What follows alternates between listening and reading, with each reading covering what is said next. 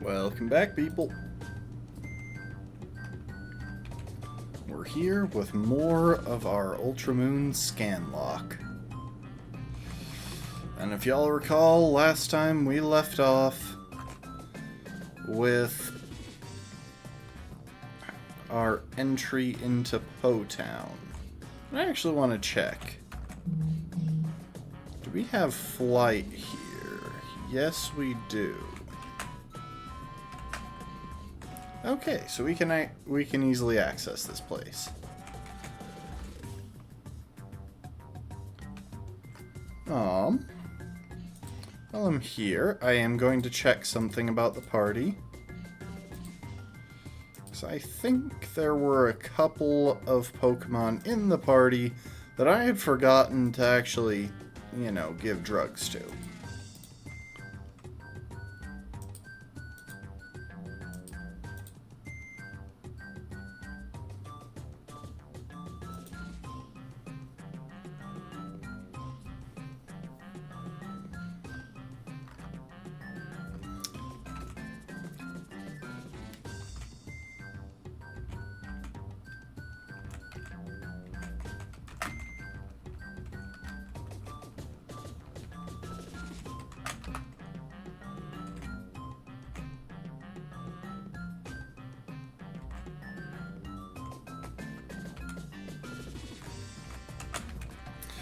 So yeah, last time we finished getting we managed by some miracle to clear the ghost trial after I managed to get a couple of our important Pokemon killed.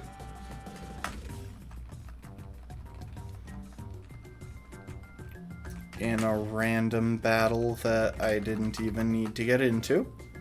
Oh, welcome to the stream, B. And then we made our progress here. Now, one important thing to be aware of is that we do have to fight Guzma at the end of this, all over again.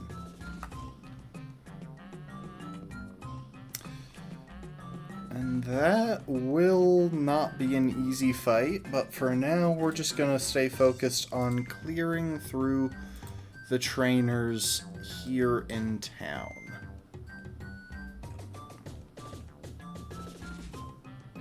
Is it permanently raining here? I'm curious.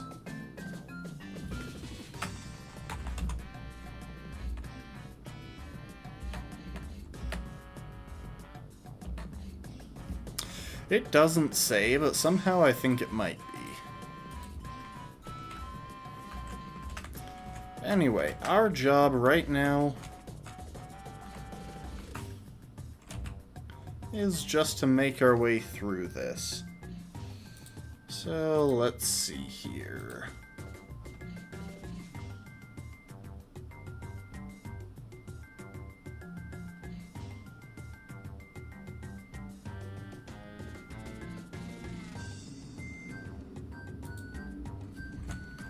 I think most of the fights that we wind up in are,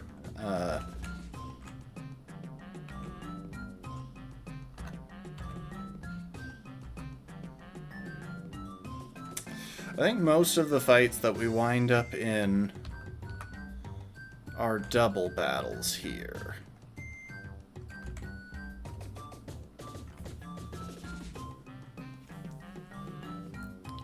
Let's see. Maybe it's just single battles. Maybe I take them one at a time.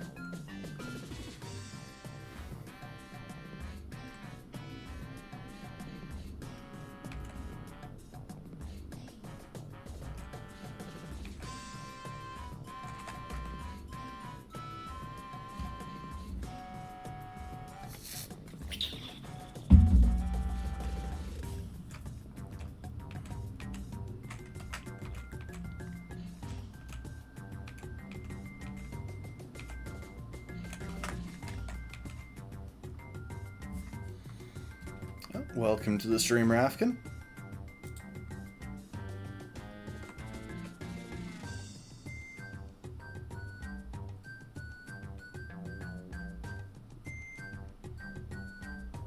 Okay, so it looks like we got a drowsy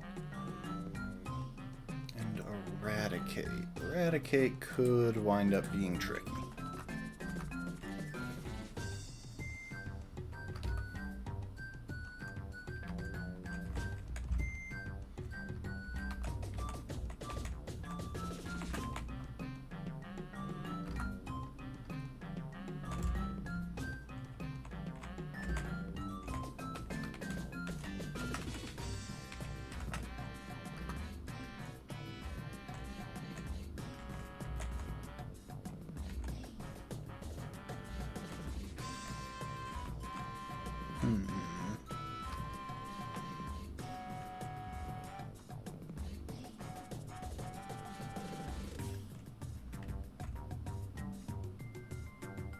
Oh, right. I think there was an item that I wanted to track down at some point while we're here.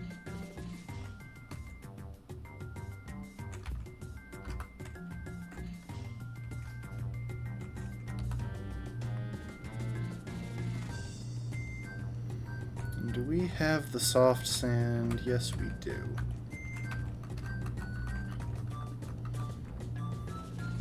Well, not actually while we're here. I think there's an item that we missed at some point that I want to go back for.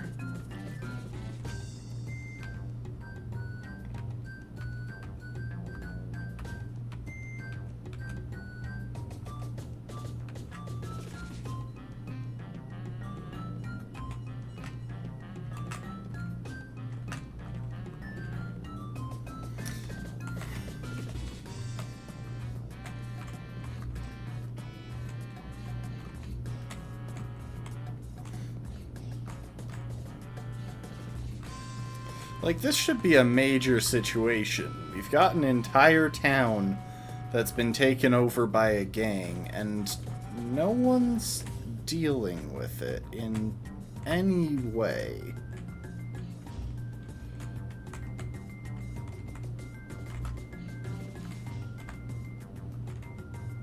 Okay, that's what it is. Some of them, if you go through, you get ambushed with a double battle.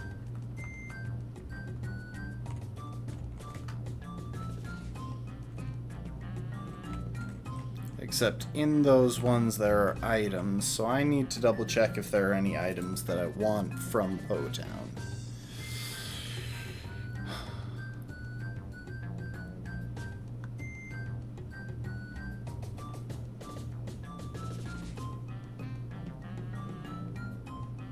So it looks like the only item that I really want to keep an eye out for is the smoke ball, which is behind a yellow truck.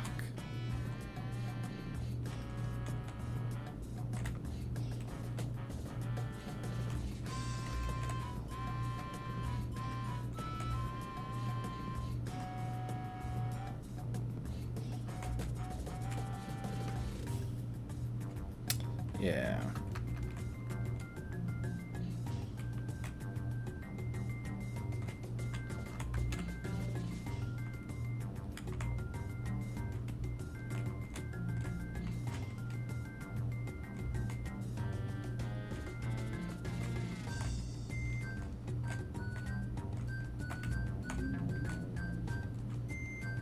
Ah, that area.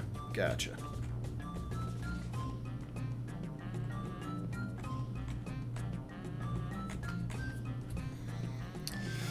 Now, we skipped at least 3 trainers here. I think 4, actually.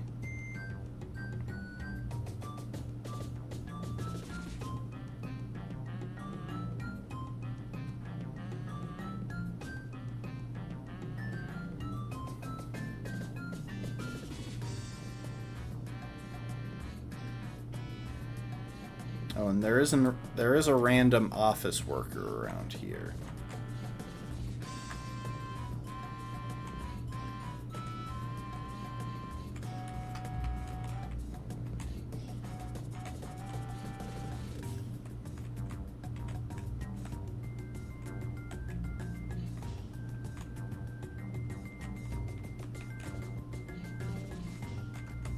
There we go. I'm astounded at how long it took us to actually get a hold of the smoke ball.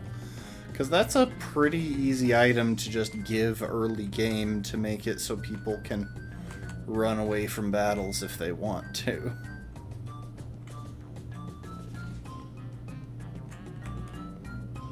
Oh, right. We have to go through the house to get there. Okay, so we've got a clear path to the shady house.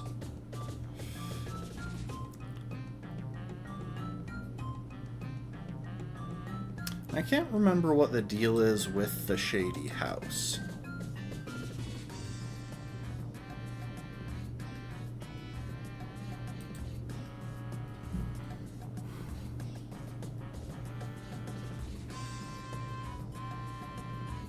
Must collect 3 secret passwords from around the mansion and answer a grunt on the 2nd floor correctly in order to be able to reach Guzma.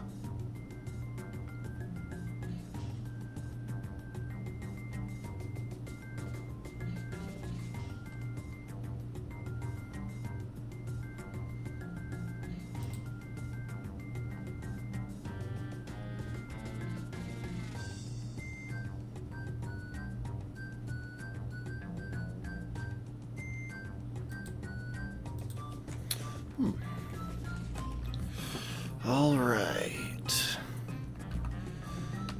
So the general plan is going to be to make our way into the house, try and collect the passwords.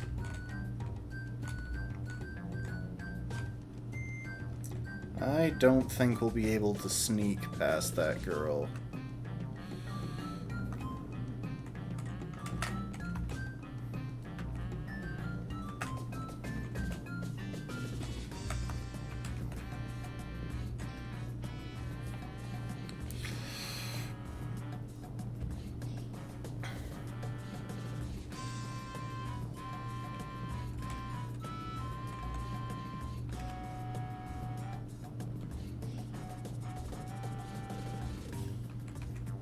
Dang, I would have thought that would be a one-shot.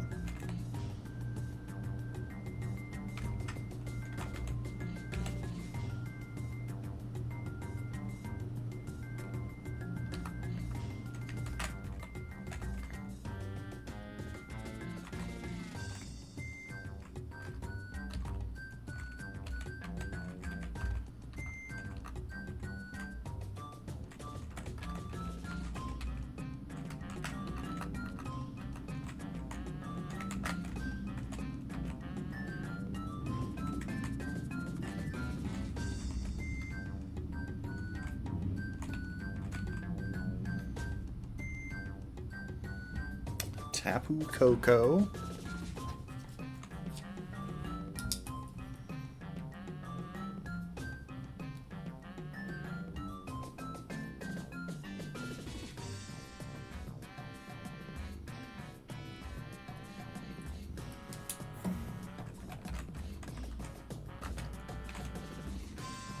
Oh, right, there's the other part.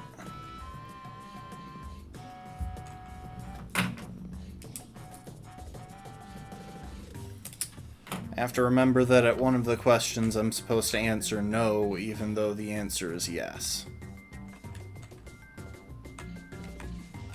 It's a surprisingly decent riddle, all things considered.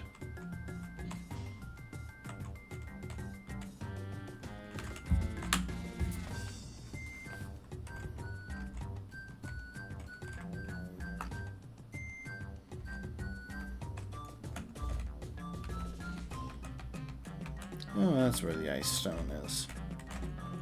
We didn't really need that.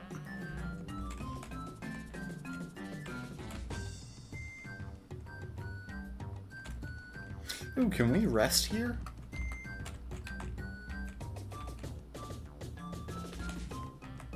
Okay, I get that it's old and broken down, but can we rest here?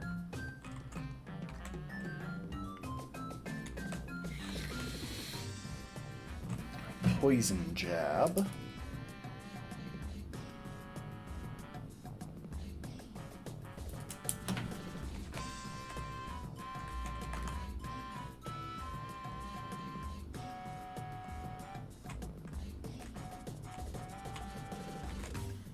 And yeah, we're definitely gonna have to fight this guy.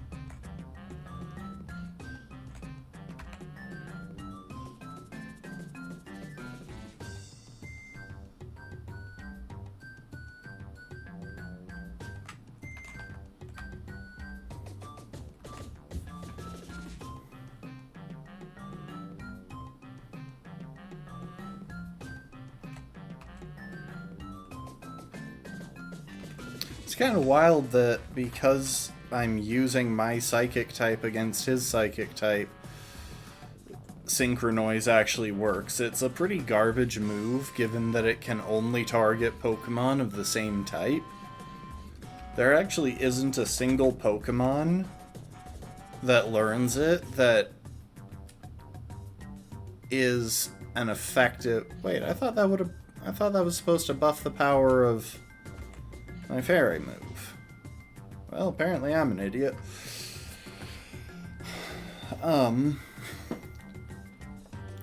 There isn't a single special attacker that learns Synchronoise that can use it to hit another Pokemon for super effective damage. At least there wasn't last I checked.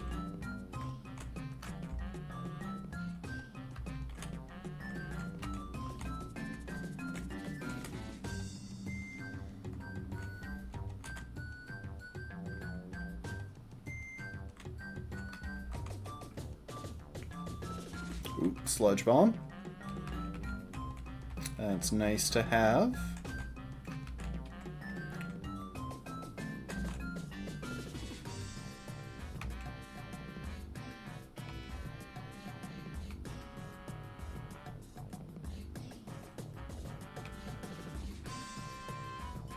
Our names are all grunt. What's the point?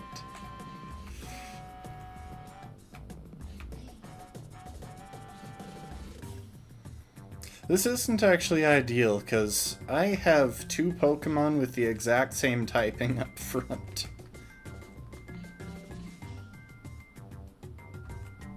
Oh, never mind. This isn't a double battle for some reason.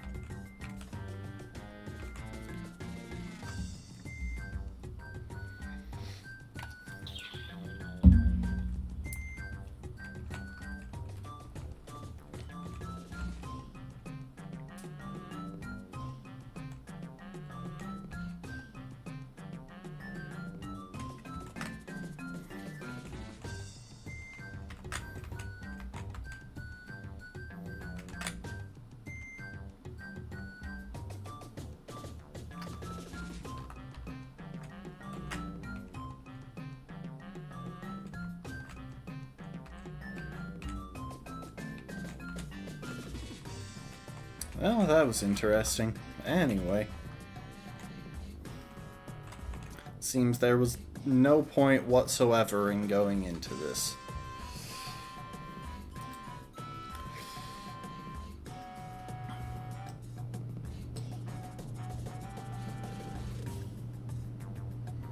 Okay, this guy has a Haunter and a Grimer.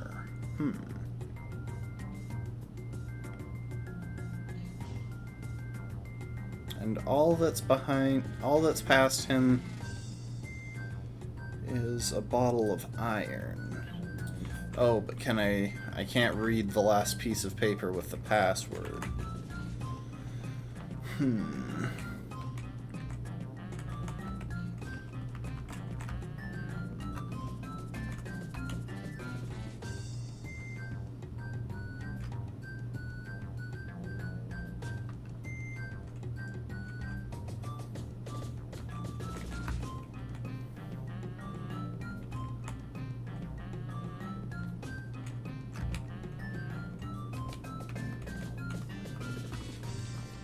It should do the trick.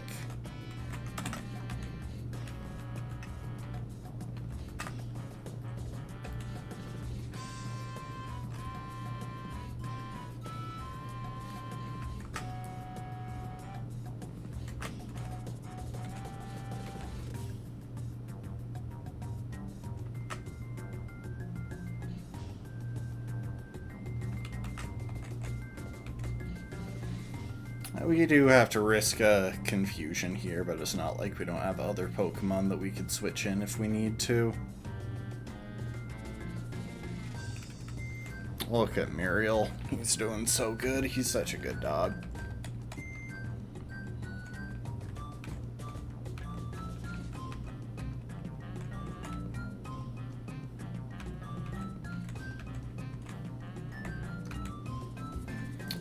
Bounsweet.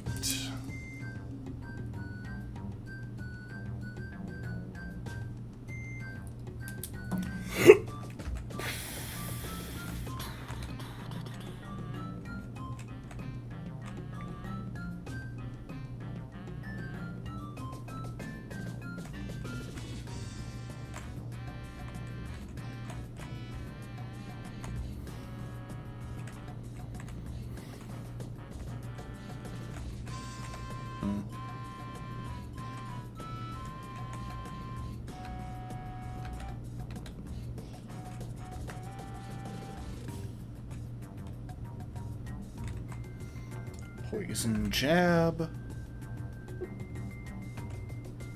Bounsweet. Tapu Koko.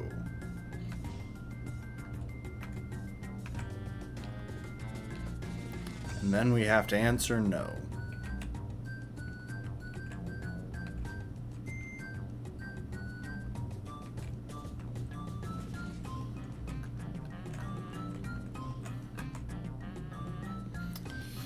All right.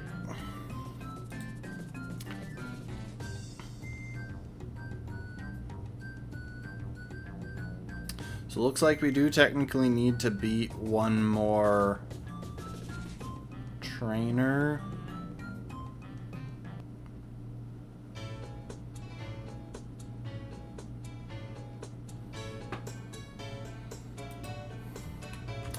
You know what? We're going to beat a couple more trainers.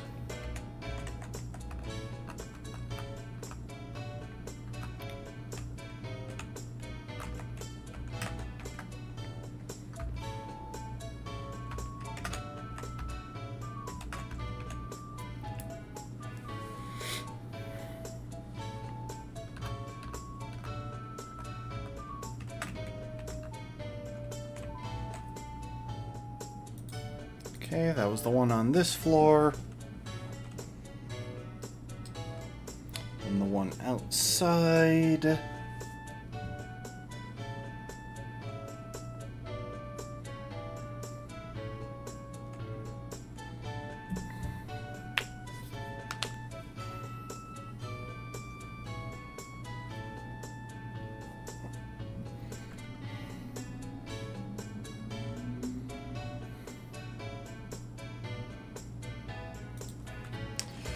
I need to check something.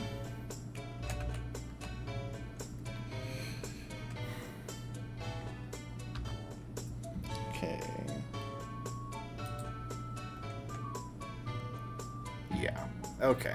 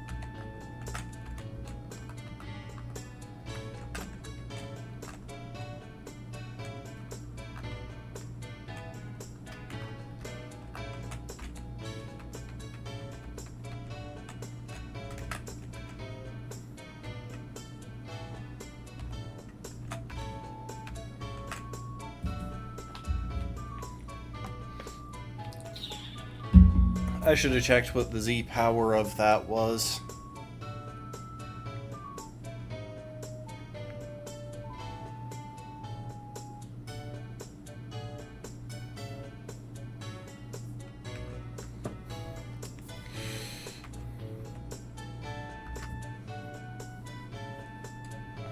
I need to look into our Pokemon list. Okay, so he still shows up as having an item, which means acrobatics doesn't work the way I was hoping. That is good information to have, though.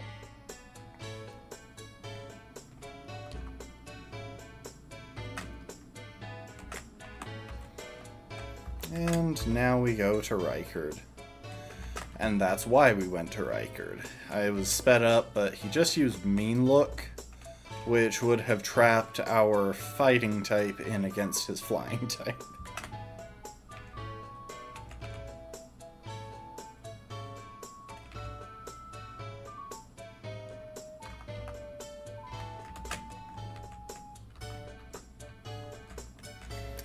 Okay.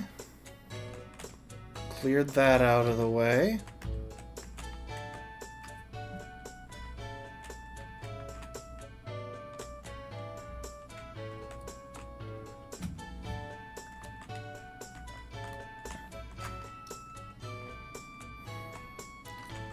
That girl is pacing.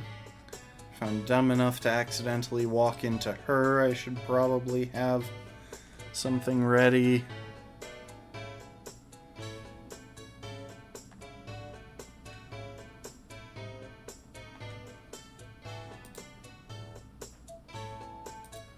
So, especially since she leads with a Salazzle, which is a surprisingly strong matchup into a lot of what I carry.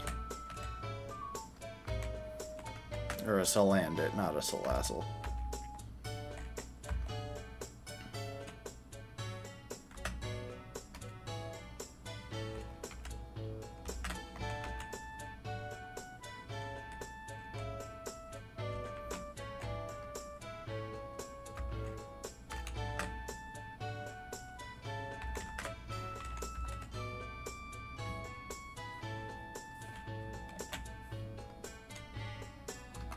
Yeah, so then only hits 100 base power.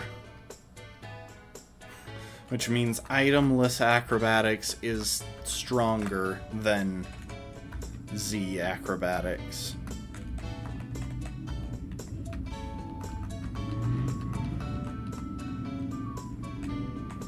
So in case it wasn't obvious, my current thought process is that I want to go away and train up my Pokemon and figure out my team for this. Which means I'd kind of like it if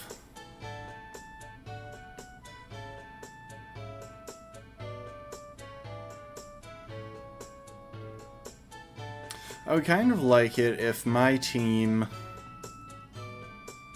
had a somewhat, well, if I had a clearer path to there.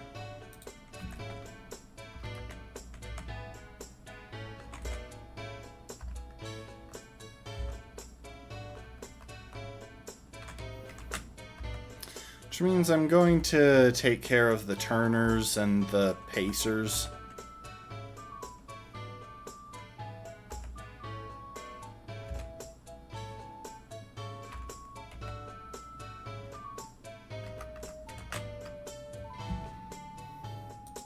Okay, dealt with her. Someone has those. Yeah, that's not a complicated choice.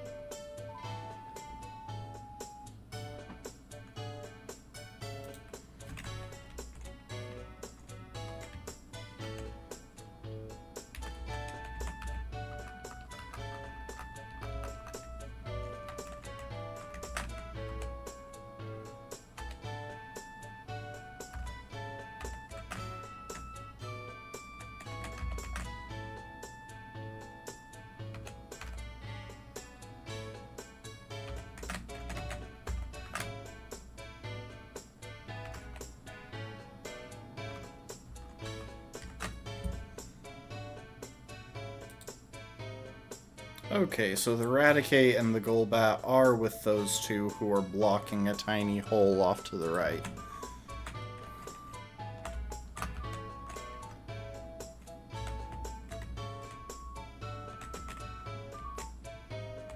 Those two.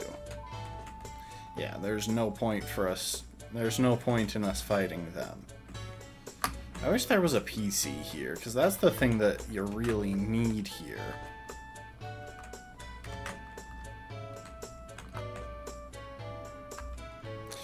Alright, let's head back to a real Pokemon Center, even though I just spent money on visiting a fake one. Oh, right, I remember. I have to, like, face a strong trainer or something for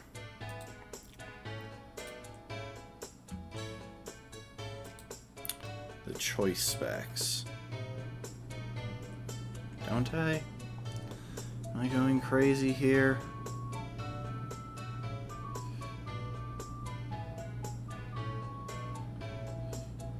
Okay, that's something that I should grab. Apparently specs are not here.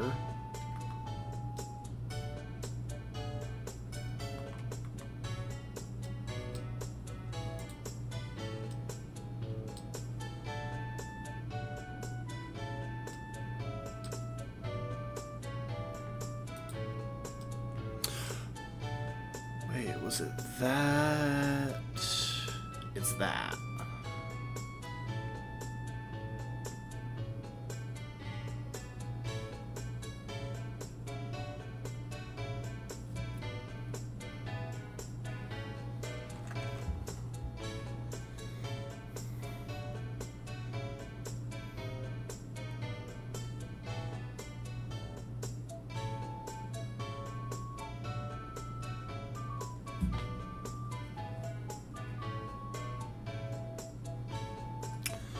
Okay, that's what I have to do. Alright, we're gonna do some cleanup before we actually get ready for the Guzma fight, because, well, I don't want to overlevel anyone.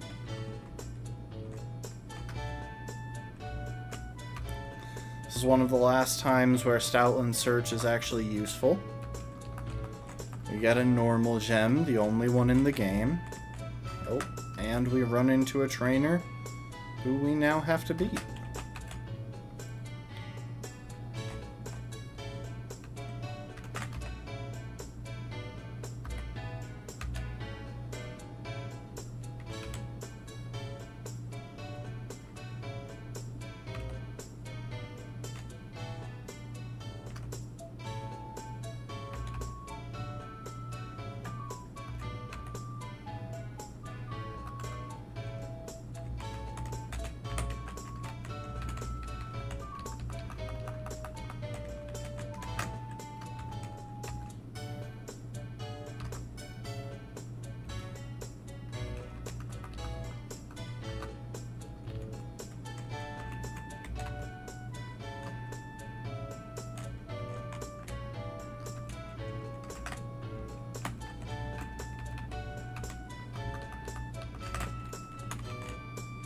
So we are about to face a pretty dangerous trainer. Luckily, we have a really strong matchup into his team. Like, really strong. It's just one thing that I want to check.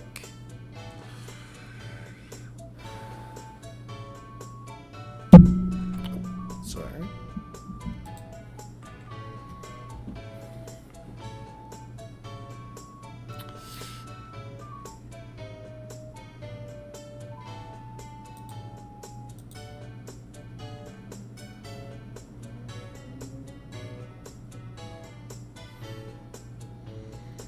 So he has a pure dragon team.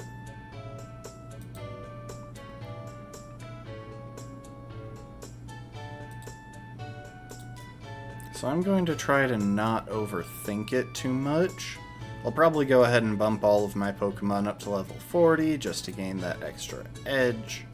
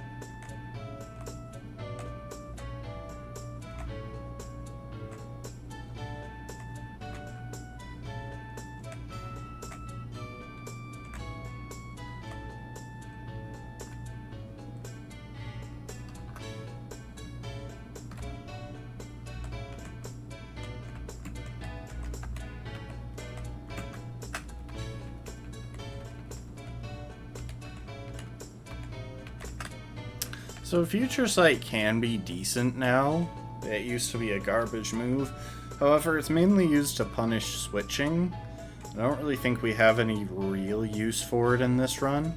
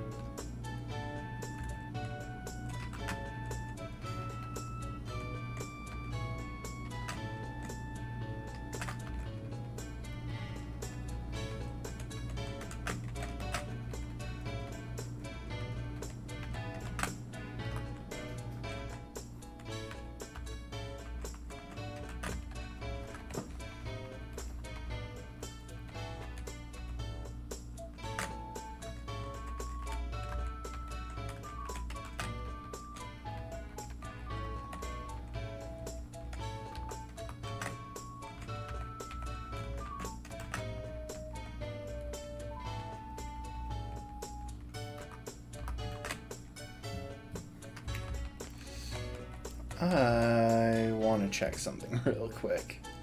Because the other day I was scrolling through my team and I realized that a couple of my Pokemon that I've been using pretty regularly just straight up haven't been EV trained at all. And that feels like a waste to me.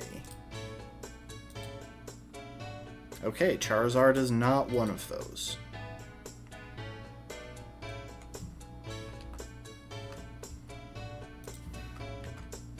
That said, it hasn't had an offensive stat buffed.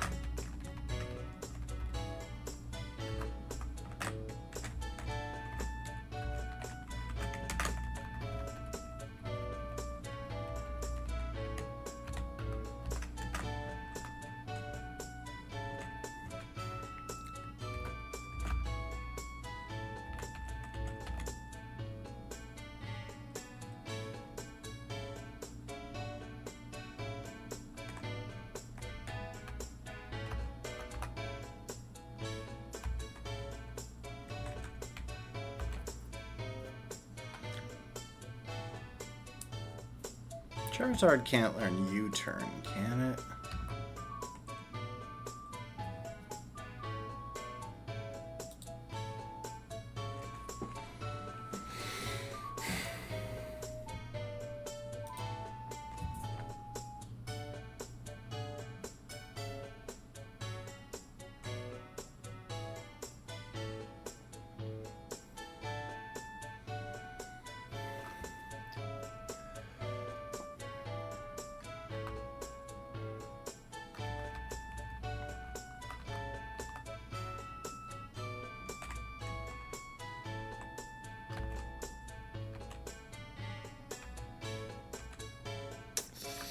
Let's do it. This guy is probably fully EV trained, so I don't expect this to be an easy battle, but we do have a 4-level advantage with all of our Pokemon. We have 6 Pokemon to work with instead of just 2, or just 3.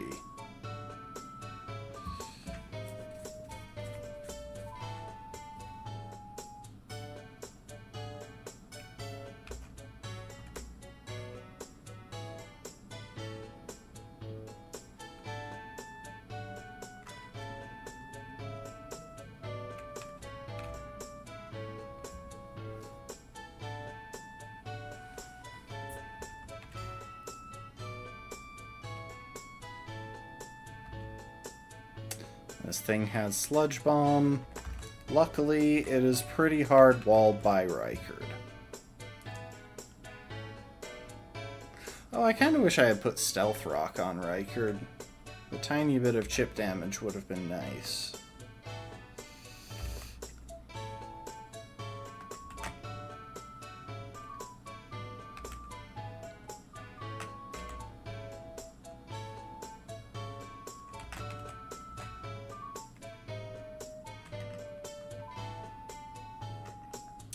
Now, luckily, we can only be hit for super effective damage by one of his moves.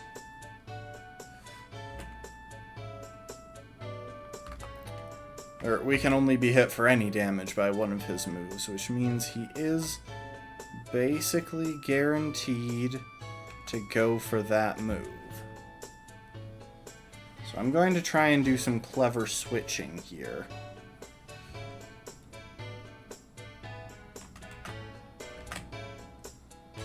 Now it should be going for Sludge Bomb, which means if we don't get poisoned, this is completely free.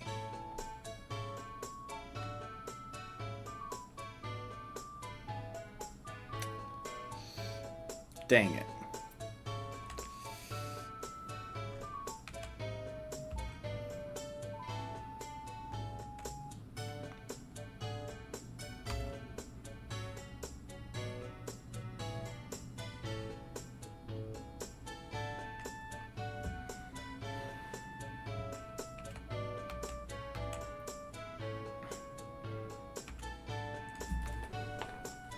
So because we're poisoned, I don't feel confident staying in and trying for the quick and easy kill.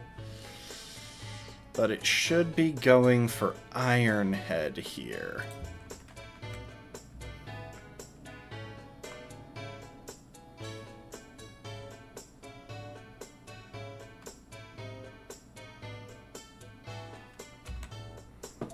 Next it'll go for Dragon Claw, which will do about triple that damage.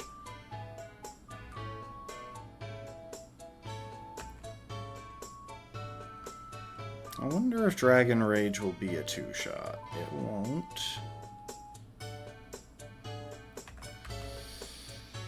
Yeah. Okay. It's going for Dragon Claw.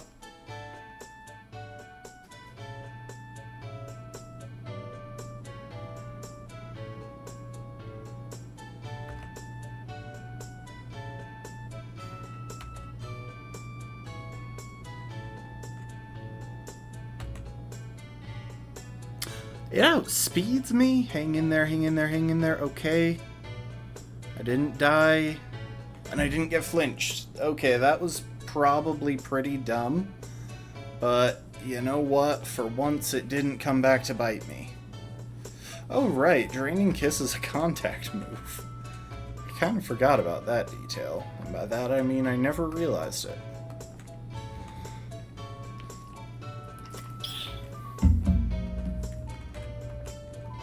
Choice Specs. Alright, that's a very nice item to have.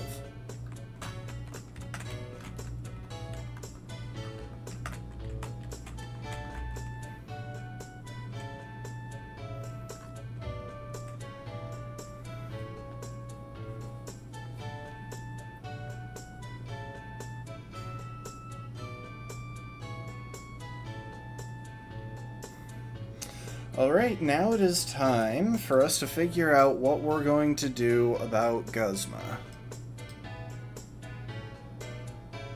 It's also time for me to double check and make sure there aren't any other items that I want to go back for.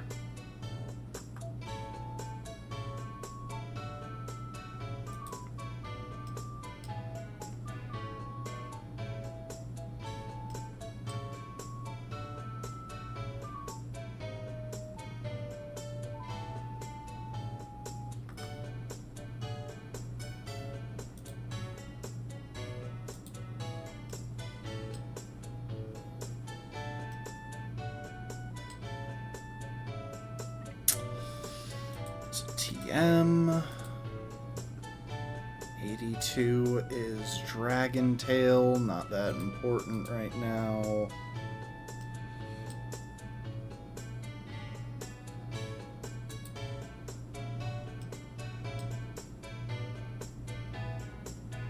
Got both of those. No farther back it's possible for us to get Snarl, but...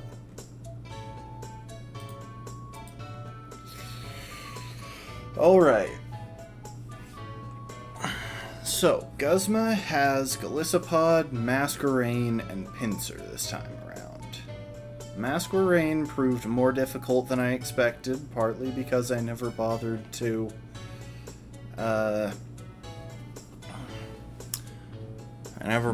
EV train my Staraptor. With that said...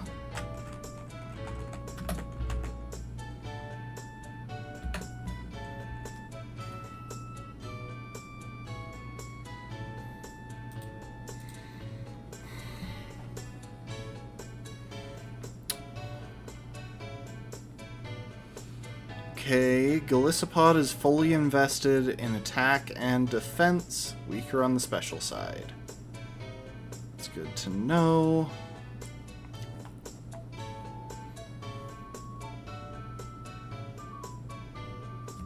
Masquerain has flying, bug, and ice coverage.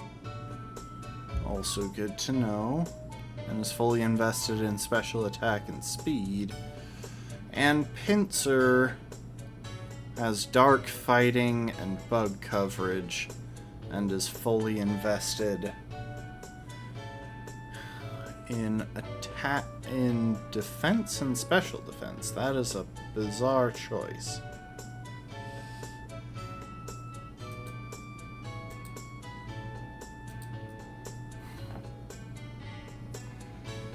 Now the nice thing is, again, as long as we're intelligent about it, we can pretty effectively shut down Golisopod just by making it so the only move he can use is Razor Shell.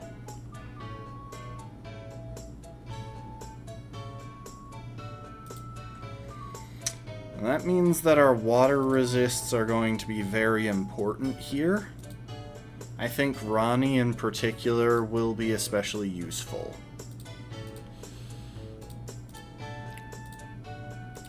These two of our Pokemon have an especially good matchup into his Golisopod. They can pretty easily use him. Well, they can pretty easily take advantage of him and kind of just sit there and let him waste his time. What's more, with Scope Lens attached, Ronnie can actually put out some pretty crazy damage with Focus Energy. Focus Energy and Scope Lens into Dragon Breath lets her abuse Sniper.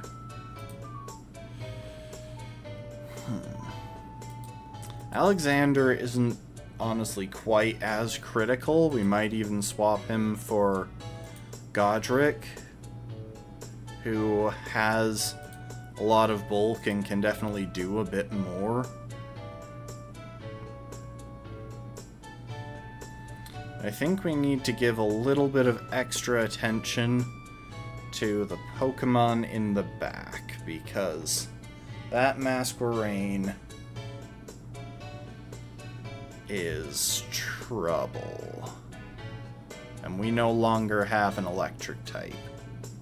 Not that our electric type would have done well there, but we no longer have one.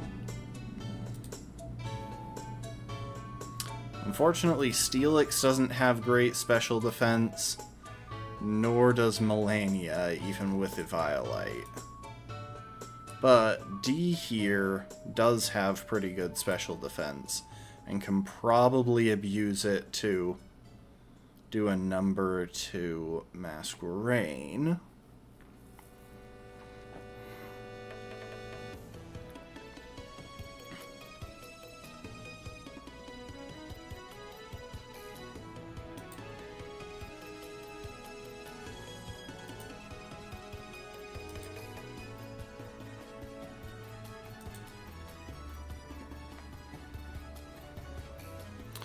We should bring one of our fire types along with us. if not more than one, to try and do a number on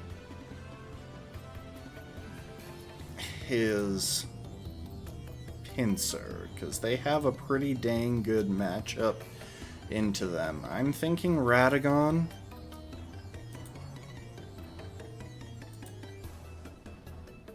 Simply because otherwise I would have to go out of my way to teach Shabriri a new move.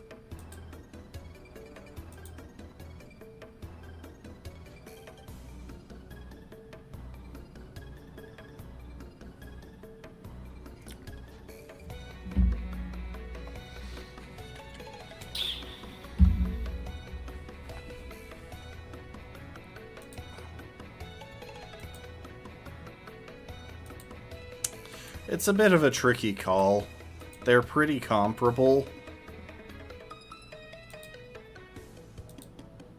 Come to think of it, either way, we'd want to teach one of them a new move. I'll keep Radagon around. He has Power-Up Punch, which gives him easy access to an attack buff. Makes him a bit of a setup Pokemon.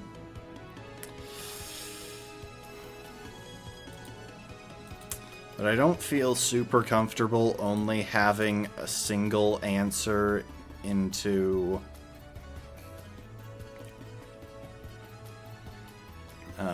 Masquerain. Now this will be probably one of Roderika's last times to shine, simply because she can come in, basically ignore Guzma's Golisopod, since it'll go for Sucker Punch against her, fire off Leech Seed, set up Reflect. That'll give Ronnie an extra chance to come in safely.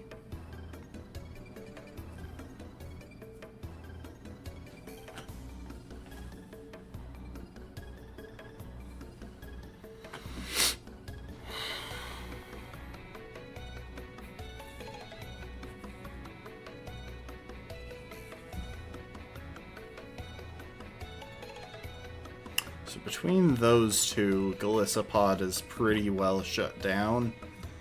As long as we have basically everyone no Protect, which will be important, and I definitely shouldn't forget that. That Masquerain is still worrying me, though. Like, the closest thing I can think of to a solid counter would be evolving Trisha, which I think she can. I think she might actually evolve at level 41. No, those are the move tutors.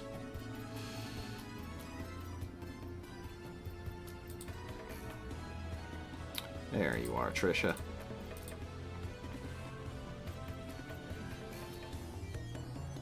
.42, so definitely possible to do.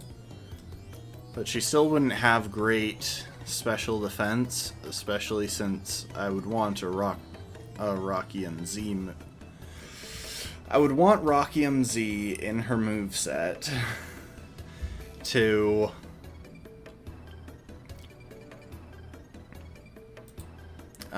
make sure that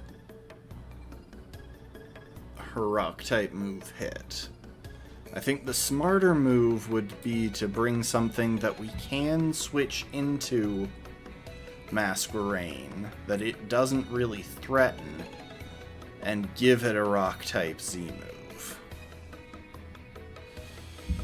Unfortunately, D can't learn a Rock-type move.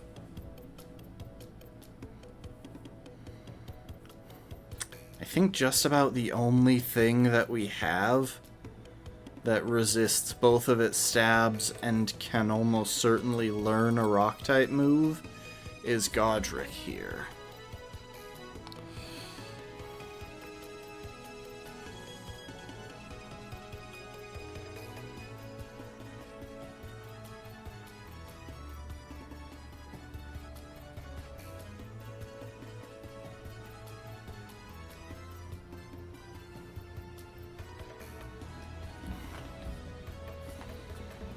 So I'm pretty sure that Godric can learn a Rock-type Z-move. The trouble is that he can't outspeed.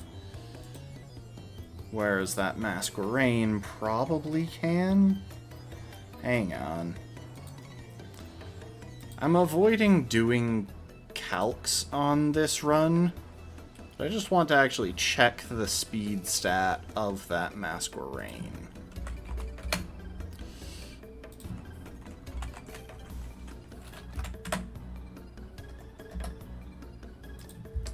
Masquerain, level 41.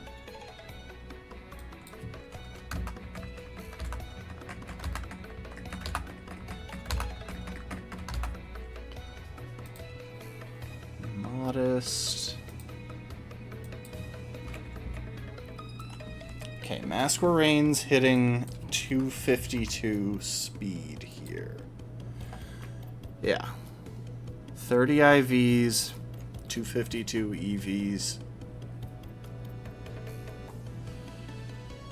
It is hitting 108. Question becomes, can anything outspeed that? I'm going to think on that, but I actually have to use the bathroom. Back in a minute.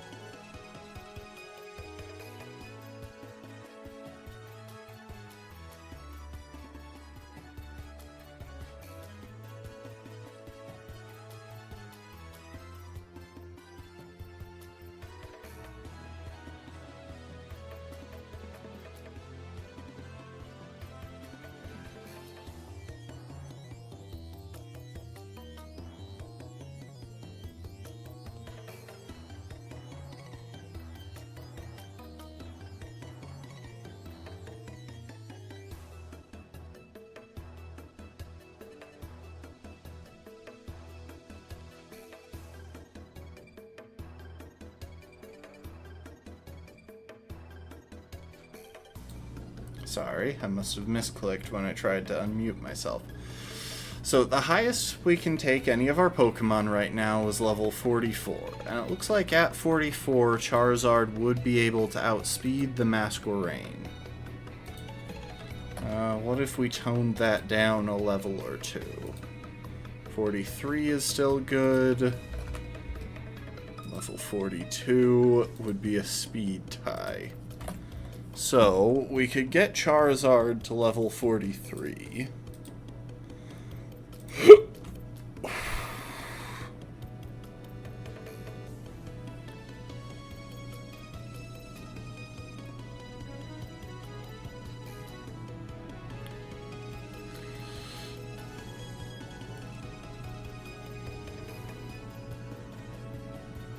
And that might be the way to go.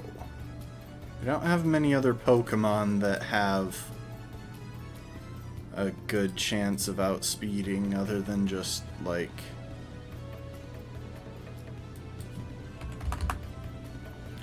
Typhlosion, who would also do reasonably well.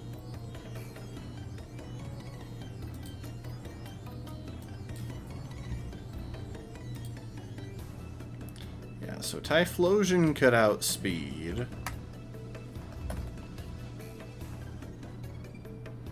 And do a good chunk of damage too.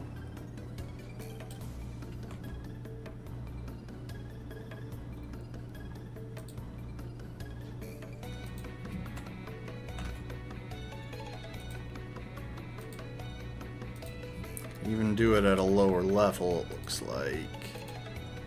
Yeah, Typhlosion could be as low as level 42 and manage to get the speed advantage. Honestly, I think those are our options, really.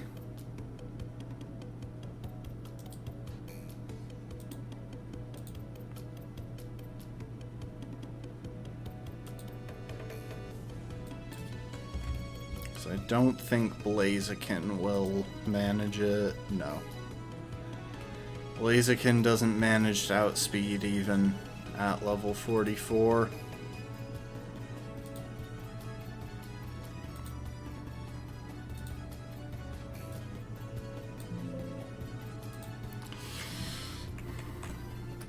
So in the grand scheme of things, I think either Charizard or Elmer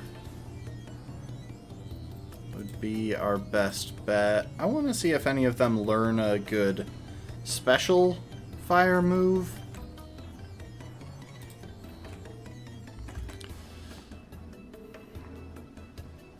Admittedly, Elmer has a minus special attack nature, as I think does Charizard, as I think Agil does, but I don't know, Agil has a neutral nature.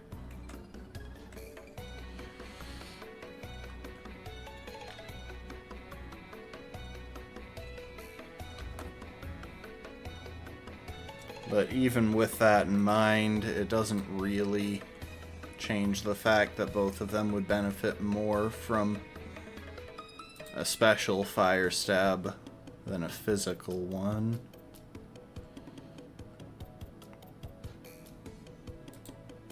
Oh, right, that's Charmander, that's not Charizard.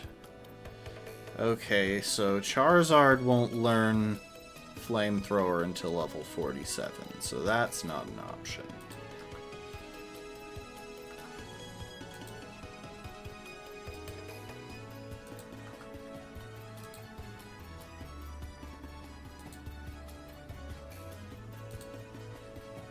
Typhlosion will learn Lava Plume at level 43. I would say that in the grand scheme of things, Typhlosion is a little bit easier to risk, simply because we're not going to get another flying type. Charizard is the only one that we're going to get at this point.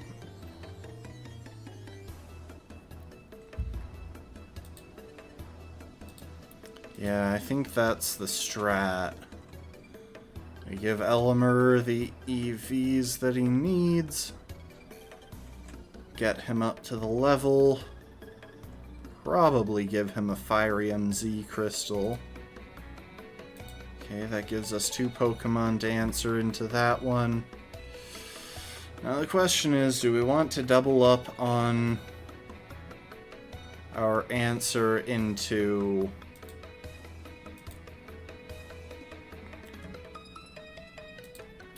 Pinsir or not?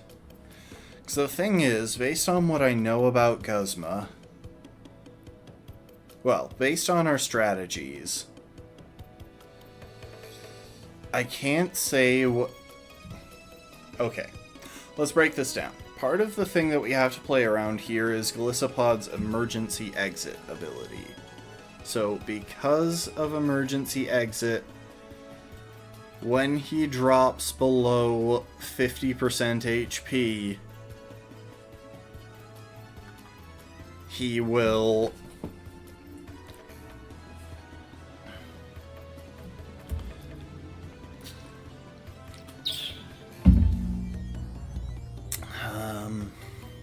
When he drops below 50% HP, he will automatically swap out.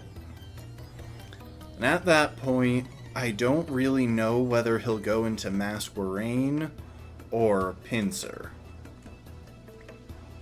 My guess is Masquerain, simply because Bug Buzz has a higher base damage than X-Scissor. And I think that's how the game is going to choose. But we have to play around it intelligently regardless. Real quick, TMs. Volt Switch. It's from Mount Hokulani. Do I already have Volt Switch? It's TM72.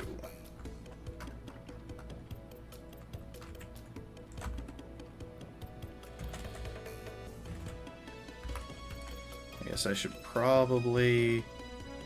Doesn't look like I do. Am I thinking of the correct mountain when I think of Mount Hokulani?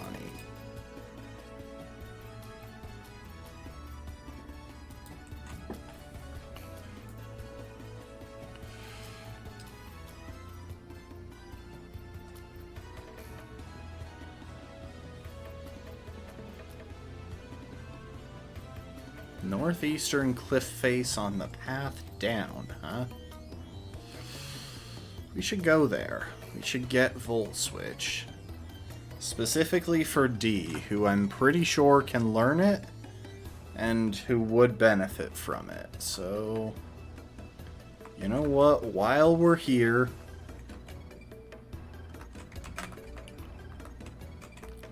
let's take our little cluster of Pokemon, head over and pick up the TM for Volt Switch.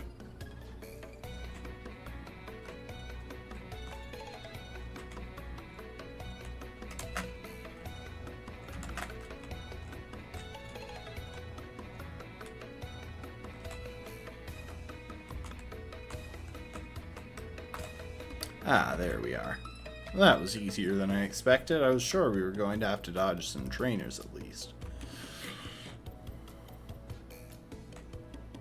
So what do you know, there was one more item that we should get.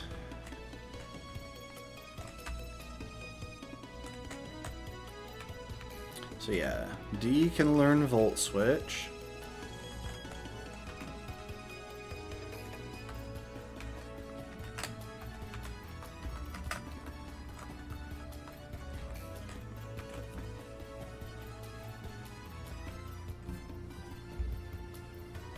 Okay, so we lead Roderica into Guzma.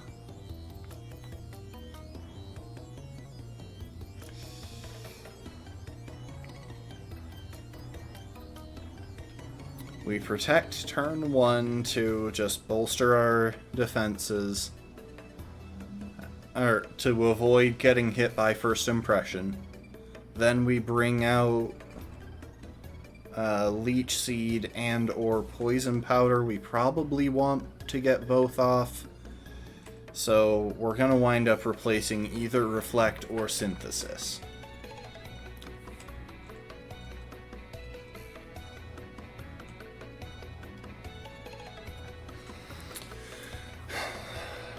After that, if we have time, we should switch into Rani and set up a Focus Energy and see if we can just get a quick and dirty KO from about half health.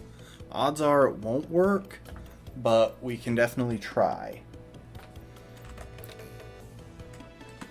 With Rani out, I'm guessing that he will bring in Masquerain, which should then go for Bug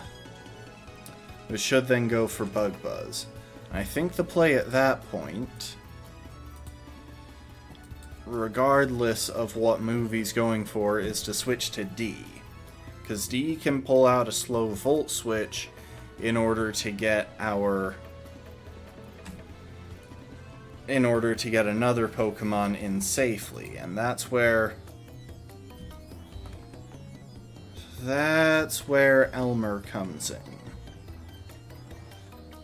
Elmer comes in, outspeeds, and fires off a powerful Fire-type move, probably a Fire Z move. At that point, it just becomes a question of how we want to deal with what's left. So, if Golisopod is left, he will probably bring him back in, which means we need to be ready to use a Protect turn 1.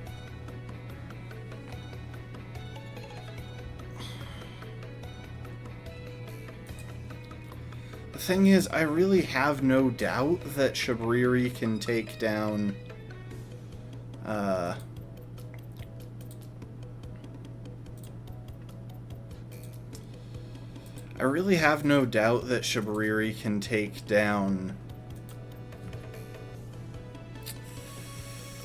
Pinsir all by himself.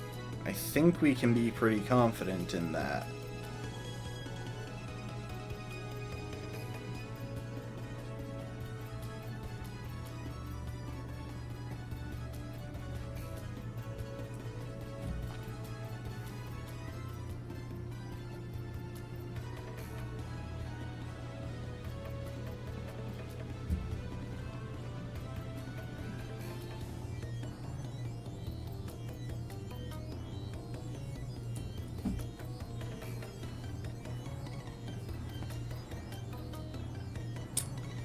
It would be nice to have an extra option into Masquerain. Yeah, I think the strat that makes the most sense here is to also bring Charizard. Because Charizard gives us a backup answer into Masquerain if something goes dreadfully wrong with Elmer. And he gives us a backup answer into Pinsir if something goes dreadfully wrong with Shabriri. I think that's the smart strat.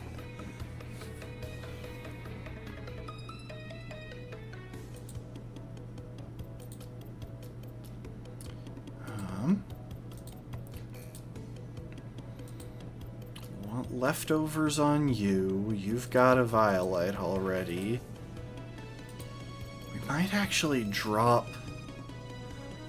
give you no item so that you can do acrobatics. Or you no item.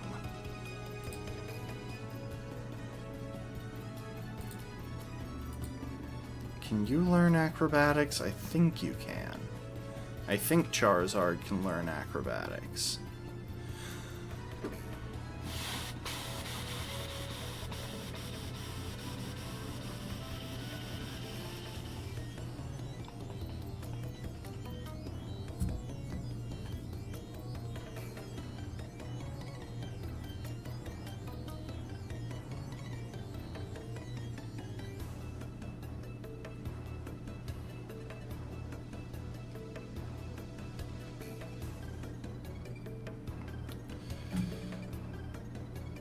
Yeah, I think those 6 make the most sense. I am going to drug them up real quick.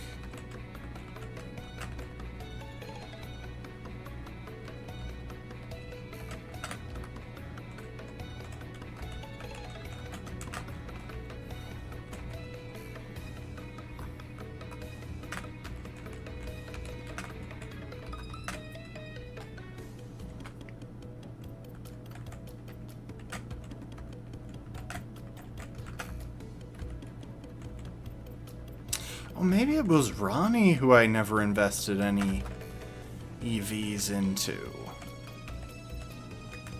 That might be it.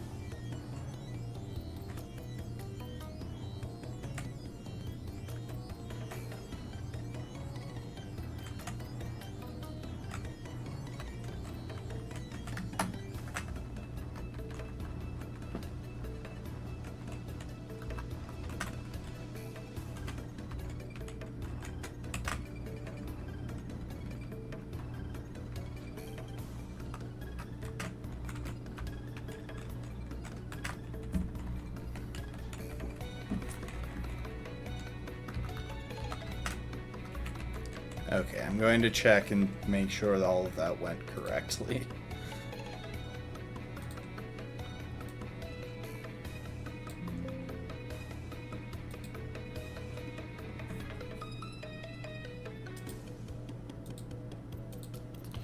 Okay, Gil is invested in attack, special attack, and speed.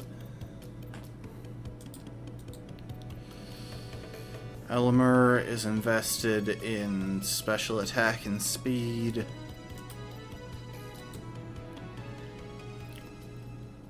Shabriri is invested in attack and speed. Should probably put some HP into there as well. Roderica is invested in defense, special defense, and HP. Ronnie is invested in HP, special attack, and speed. D is invested in HP, attack, and special defense.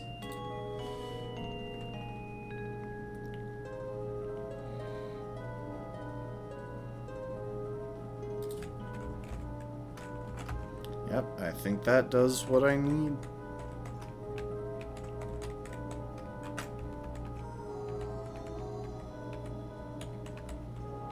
I think Elmer needed level 42 to outspeed, whereas Agil needed level 43.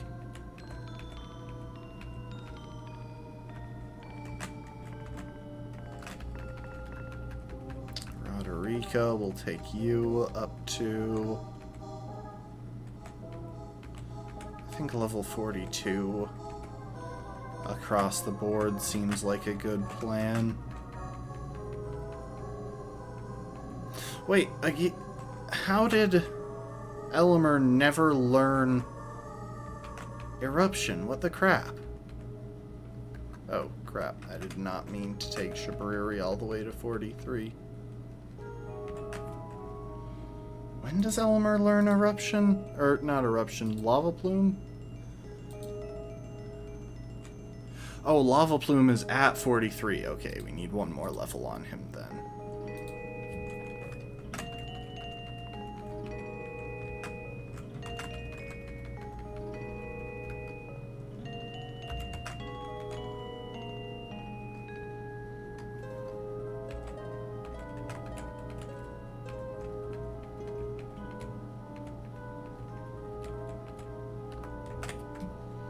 I'm gonna check something real quick.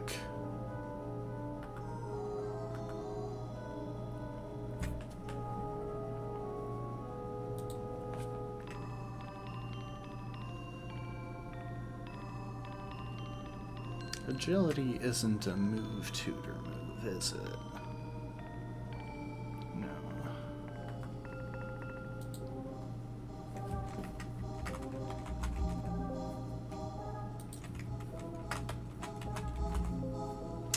Nope.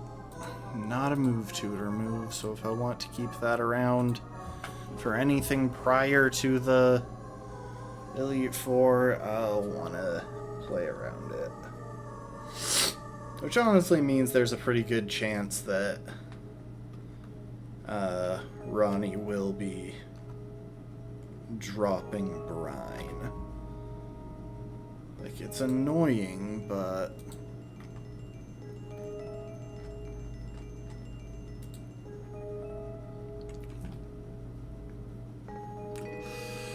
like, I don't really like the idea of dropping brine is the thing, though.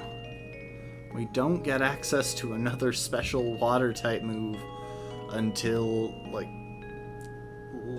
until late in the next island, which means I would have to rely on Water Pulse if I wanted water coverage.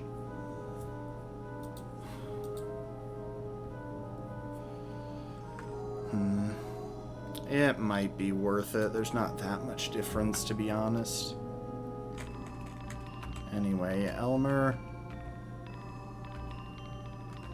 time for you to learn Lava Plume.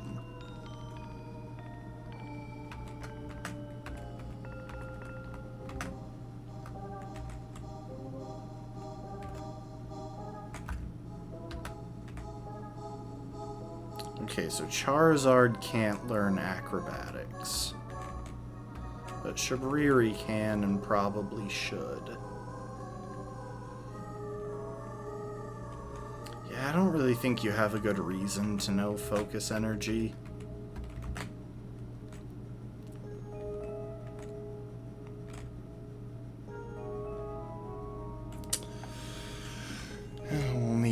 We'll need to do a bit of move tutoring as well.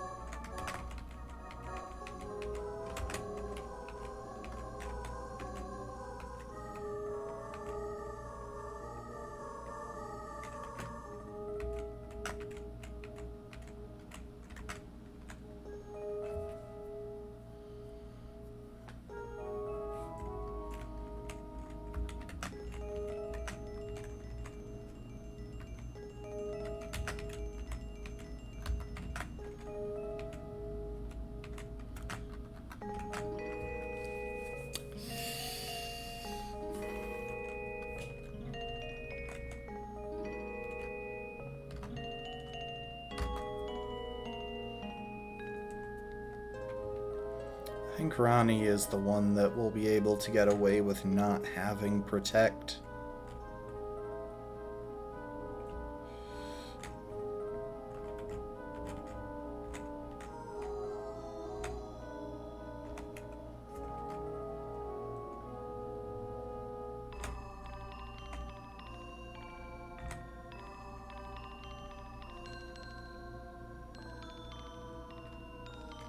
Oh, right.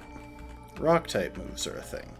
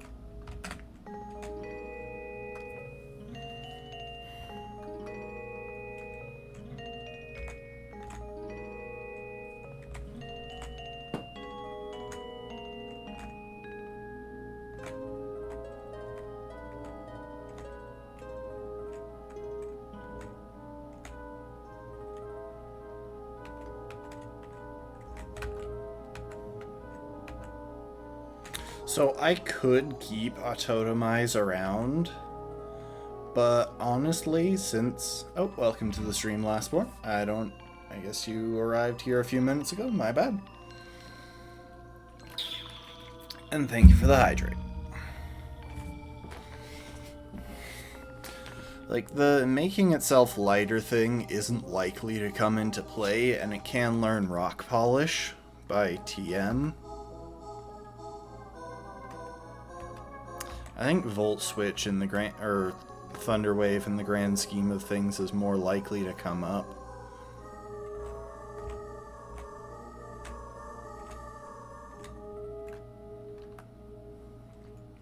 Okay, let's figure out items.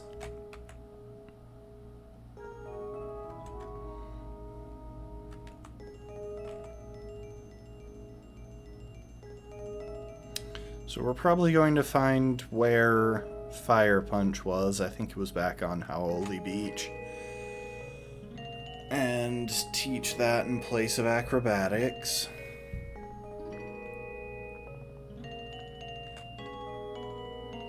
Roderica is pretty good on her moveset.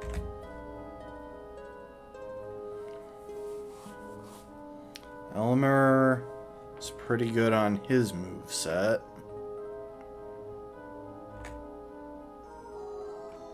Akil, we're going to give the Rocky MZ.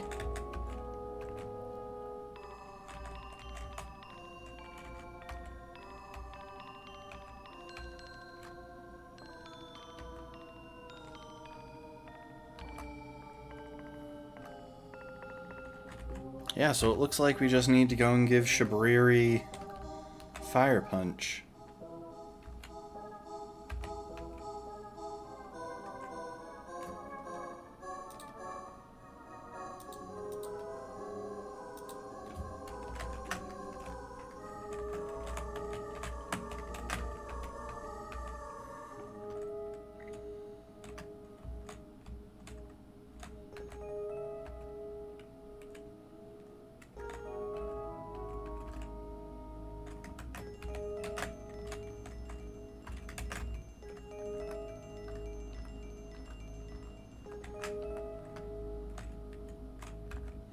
The question is, do I want to keep...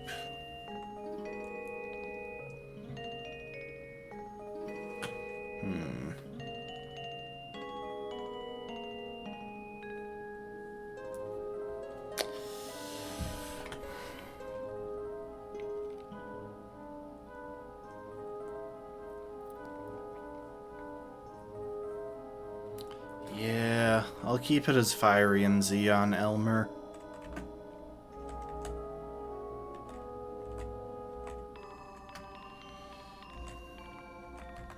Yeah, I think this is the moveset.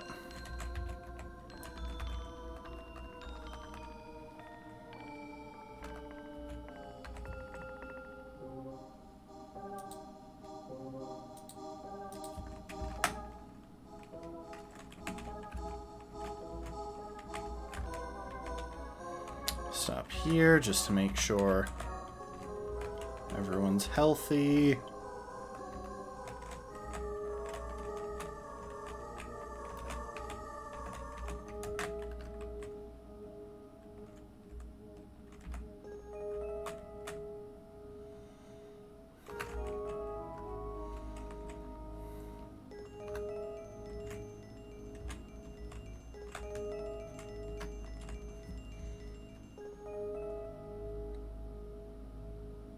Am I still here? Can someone say something in chat to confirm that you're here, because my stats are showing something peculiar.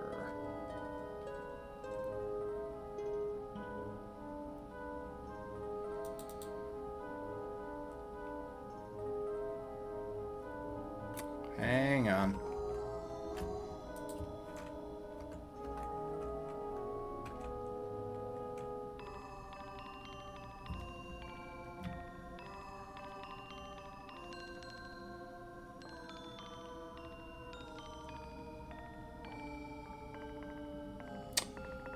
Can someone confirm that you can hear me? I think my stream might have disconnected for a minute there. I don't know how long that minute was, to be honest.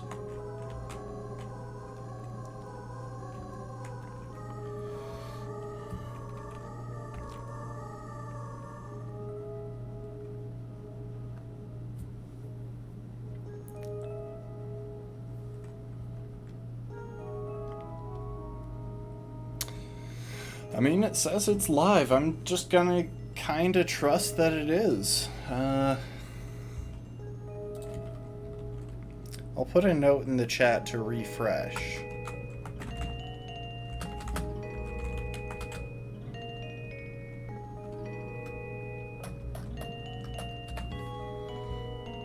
That way, if anyone has disconnected and doesn't know, they can just refresh to see what's happening with the stream.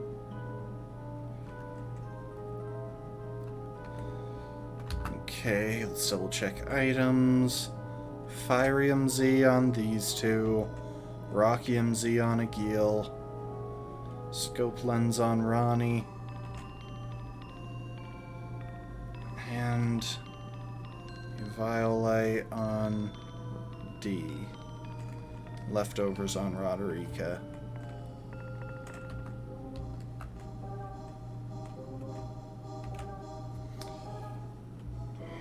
Alright. It's time for a boss fight.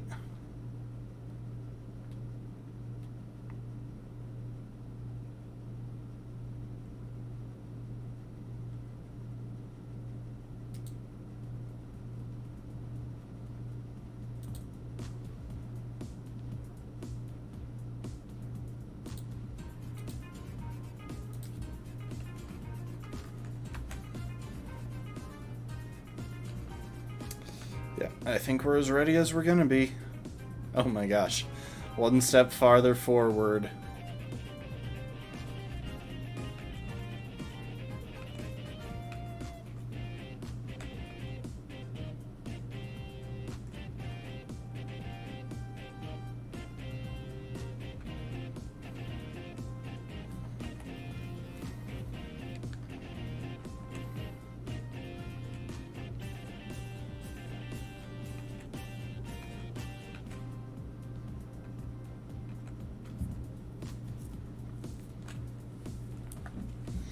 At the very least, my PC was recording the entire time, so I can still upload the VOD to my VODs channel. And y'all will be able to see it there.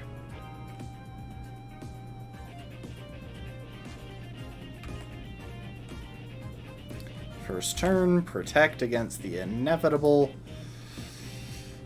first impression.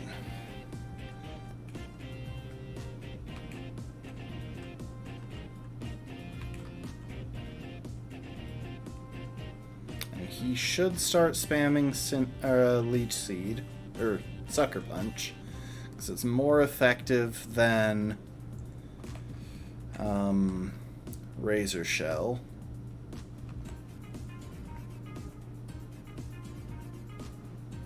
But he will still occasionally go for Razor Shell. Luckily, with my leftovers and Leech Seed recovery, I shouldn't have any problem staying healthy.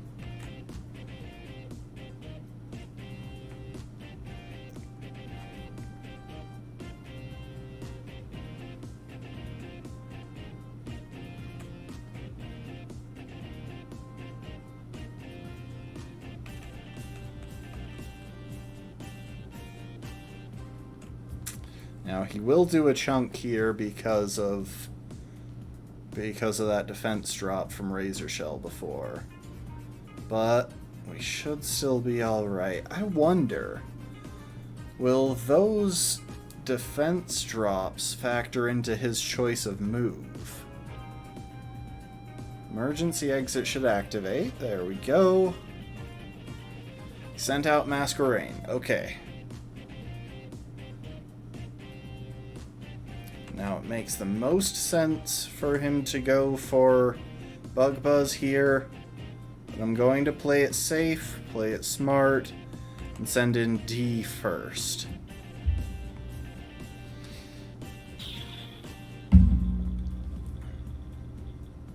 Just don't get the Spec Def drop. Thank you. Alright, nice slow Volt Switch.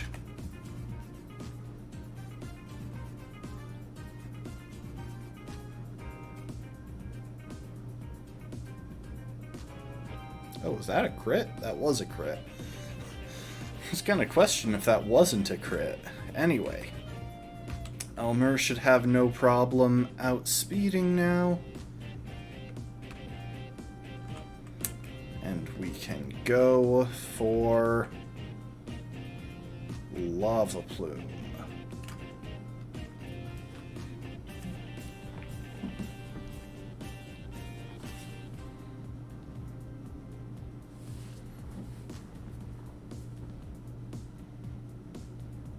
Well, for Inferno Overdrive. It's actually not Lava Plume. It's very much not Lava Plume.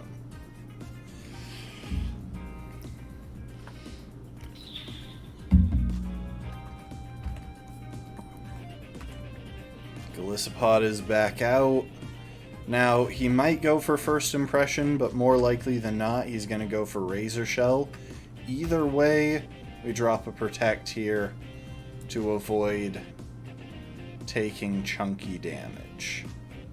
That was incredibly random. Anyway, now he's almost guaranteed to go for Razor Shell. So we will go into Roderica.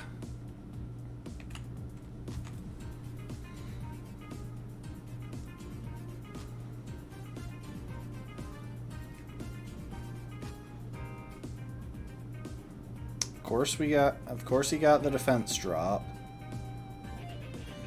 But it really shouldn't make a difference. He's going to die by poison pretty soon. We go for Protect.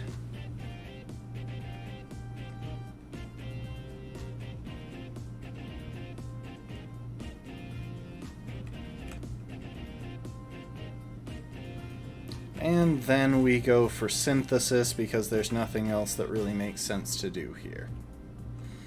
Okay.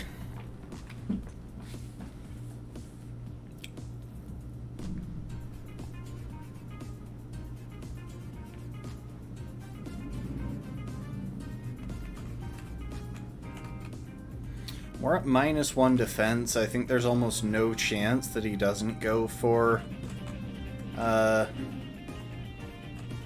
X Scissor because it might even be a one-shot at -1.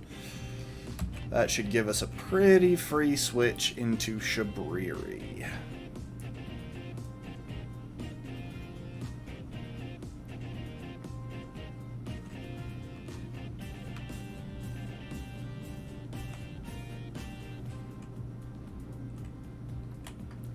Bulk up.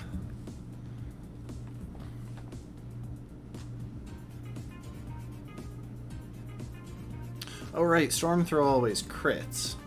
Well, at least I don't have to worry about wondering how much a crit will deal. It definitely won't get the kill.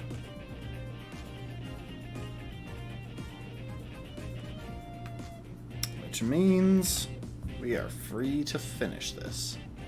Also, it totally means that I should have just gone for Fire Punch turn 1.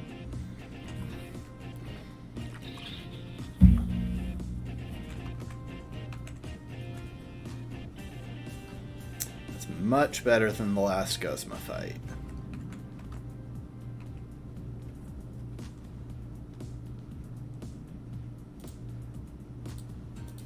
Okay, we no longer need the damage calc open. Which we weren't even using to calculate damage. I was literally using it just to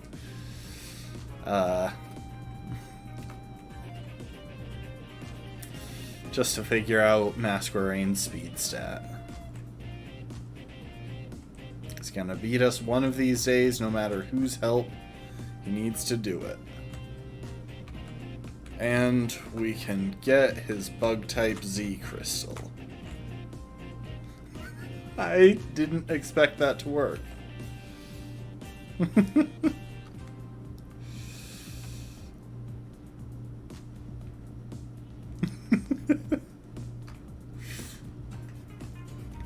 I'm pretty sure that someone... The arms of the chair look like they've been slammed countless times by angry fists.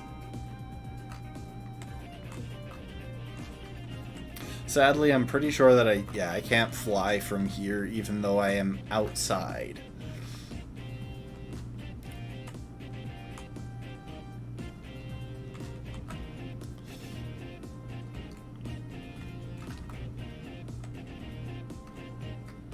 Hi, Nanu. Luckily, I know that that the grand trial isn't right here.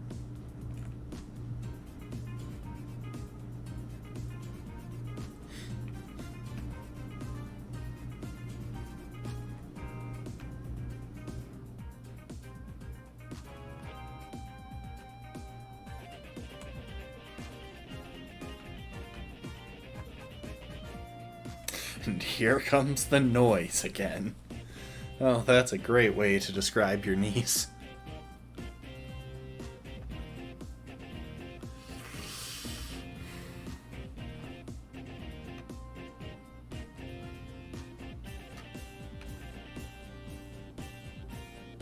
Rent's real cheap.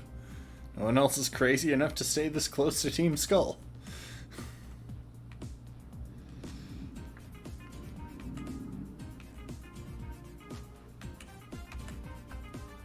So we're gonna have to go back to Ether House in a minute here.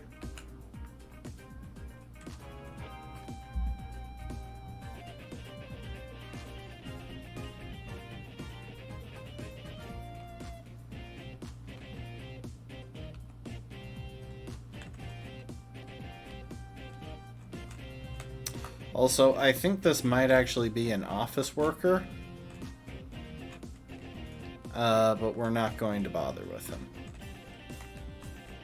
I have no real reason to try and talk to anyone else in this town. Oh.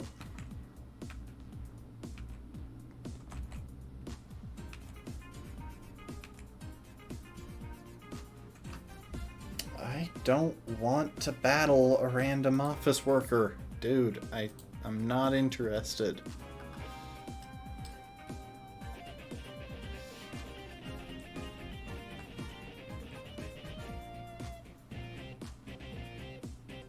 Yeah, he just gives me a gold nugget. Also, why am I still walking? I can fly now.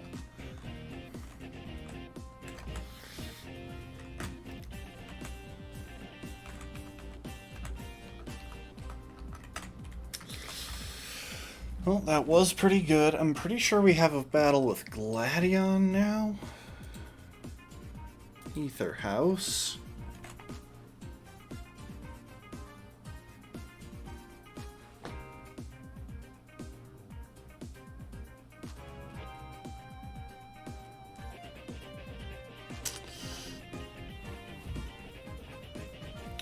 Okay, Golbat, Zoroark, and Type Null.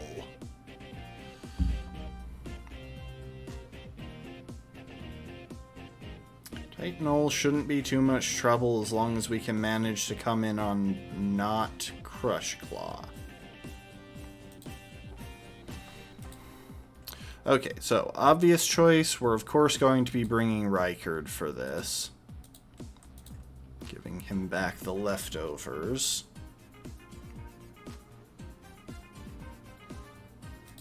And I think it's also pretty obvious that Radagon should come along because it can one-shot Type Null as long as I can get it in safely. Speaking of getting it in safely, I think I'm gonna keep D around for a little while. That slow Volt Switch is honestly pretty valuable.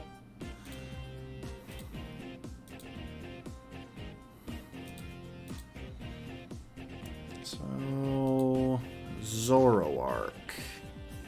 Zoroark is kind of the tricky one. It's packing Snarl and Hyper Voice.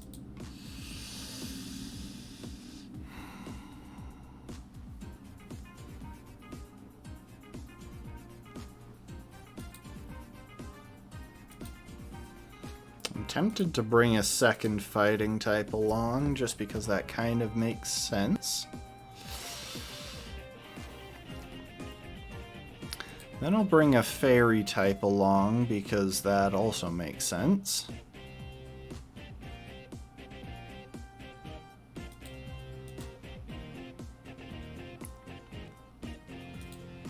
And you know what? Let's round off the fire, water, grass core with a grass type that does not know any grass type attacking moves. But I don't really need a grass type anyway, I just wanted something fairly bulky.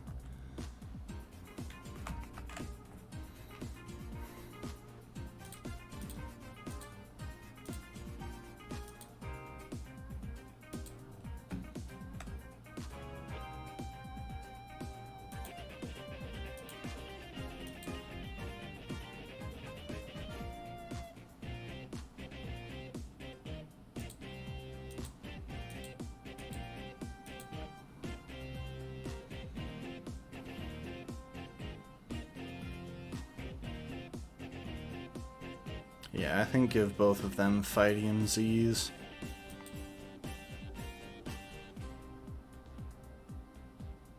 Actually, give Shabriri the Expert Belt, give you a Fighting Z.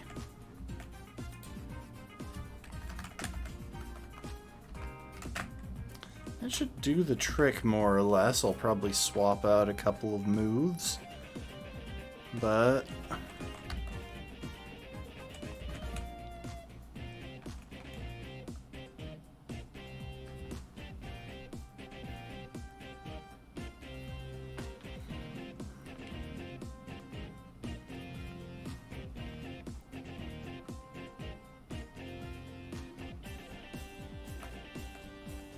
oh, hang on. I meant to look through more of that. We'll keep Protect on D, just because I kind of want Protect on a couple of Pokemon to scout out potential Zoroarks. You've got Fighting Z. I've given you EVs, surely I have, right? I have.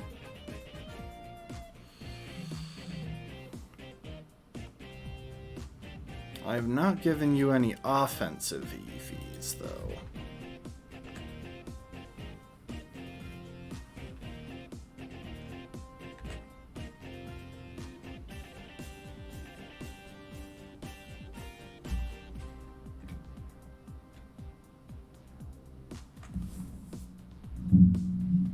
Go ahead and give you Brick Break.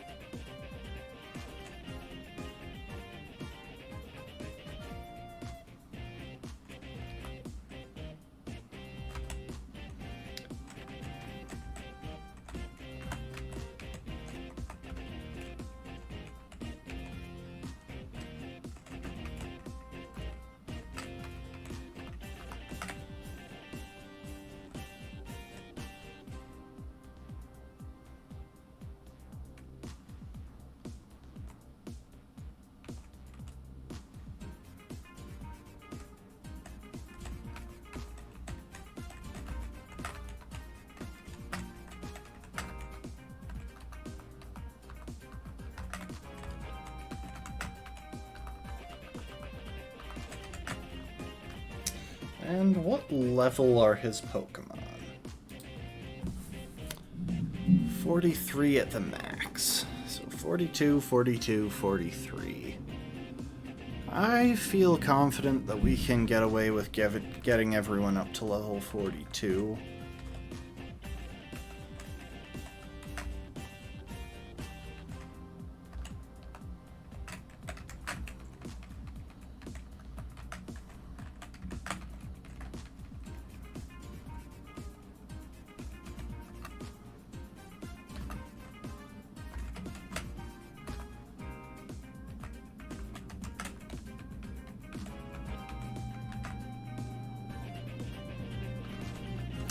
Yeah, that should be doable.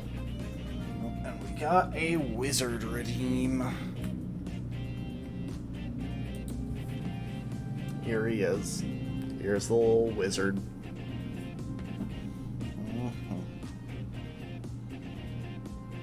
Let him stare into your soul in a blurry manner because, well, it's still trying to focus on me.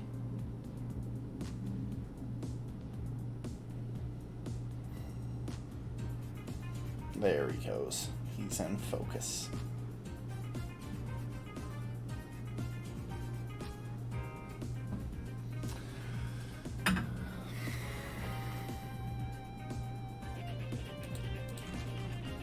Alright, let's go beat up Guzma. Or Gladion, not Guzma. We already beat up Guzma. Also, do you have a TM for me now? There we go. Or Razor Claw.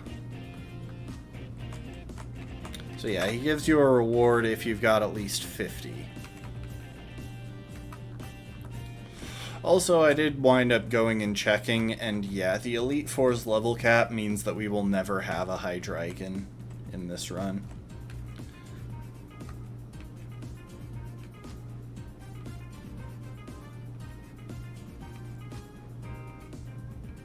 Lily is gone.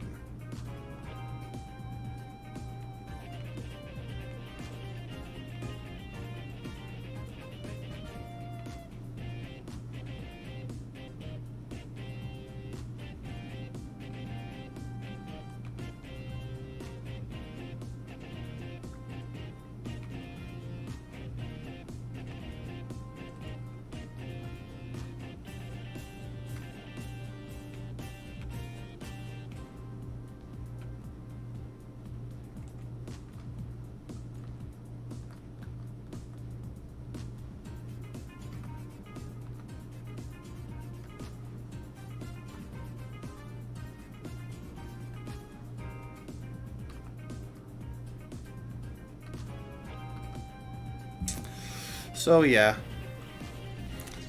now we have to deal with her edgelord brother who decides to randomly attack us for not being omnipresent.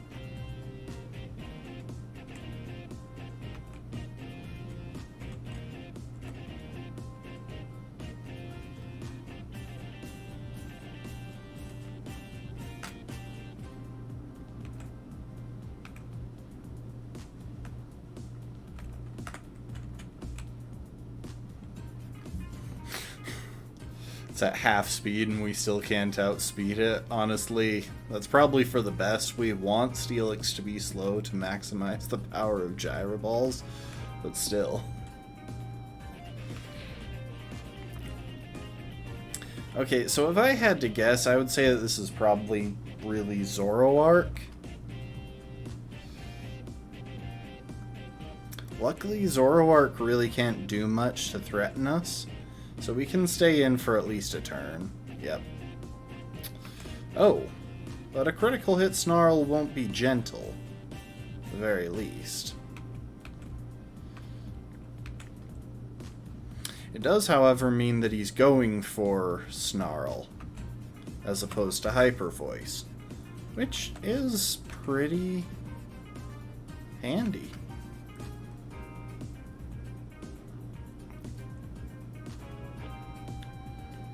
It gives us a pretty much safe switch in.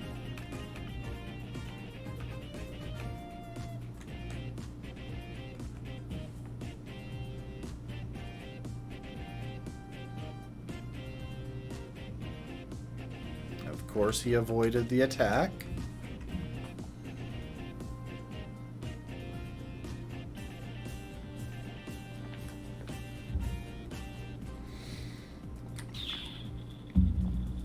Probably my least favorite thing about trying to use Azumarill. None of its best attacks are fully accurate.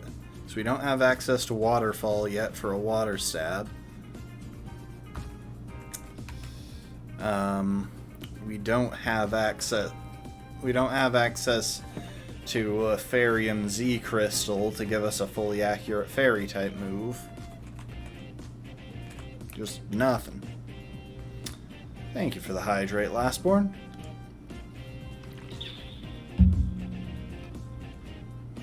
Can pretty easily tank its moves as D, even with it getting a lucky defense drop. Now we'll do a nice slow volt switch out of here.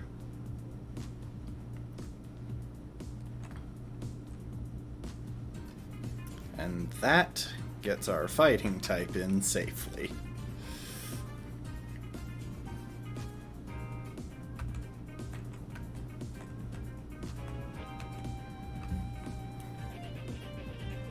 Time for a Z-Power boosted close combat.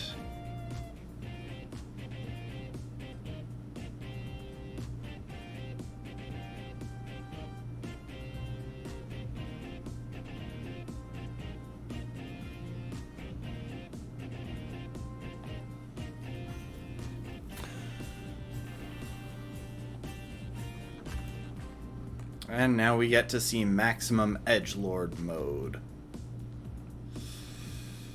Let's just hang on this freeze frame for just a moment.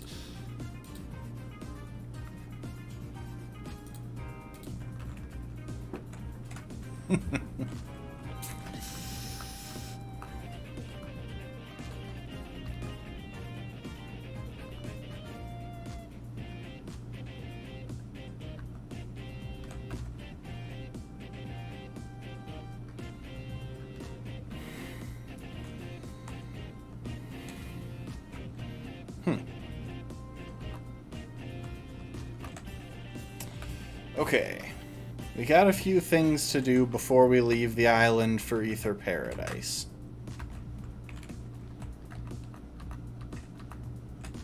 Luckily, I think that we're able to... I think that we're able to go to and from Ether Paradise once we get there. But that's not the primary goal right now. I actually want to go and visit the desert.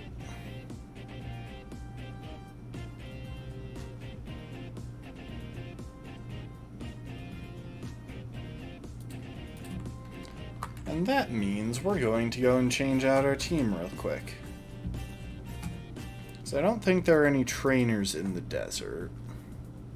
Yeah, there are no trainers in the desert, but there are a bunch of Pokémon. But it would just be very nice if we could be able to deal with or run from if we want to. And as it turns out, we could have accessed the desert a while ago. For some reason, I thought we would go there with Lily.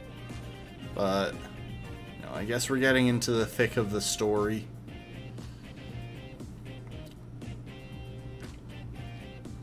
Anyway, we're going in there to get the Psychium Z Crystal and TM 85, which is Dream Eater, so not that crazy. But anyway, get a water type to go with us.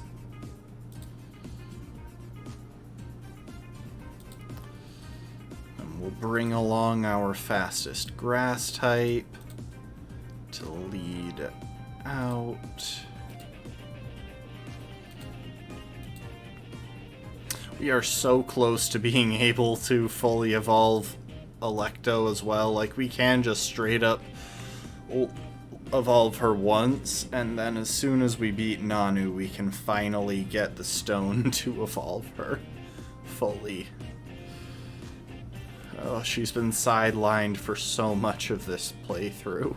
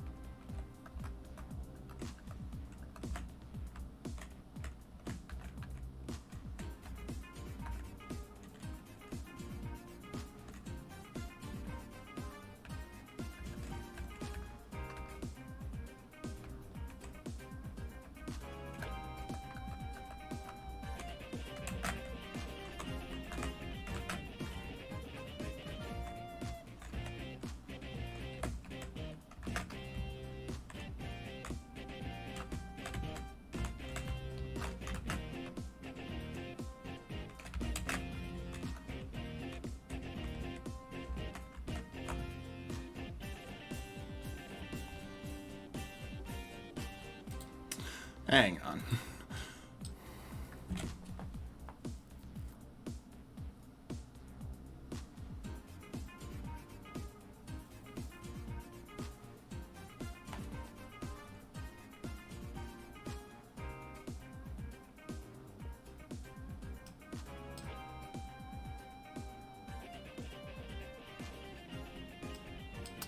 Okay. I messed up. I can grab this item, but...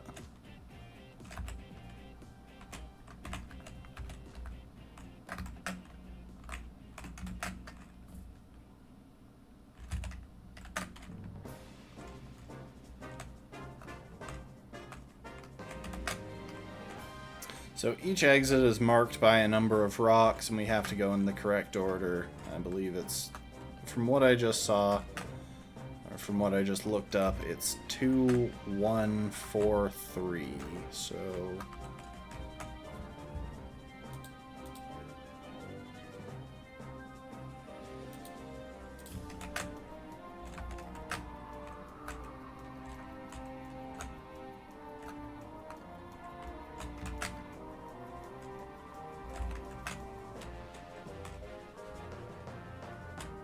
There we go.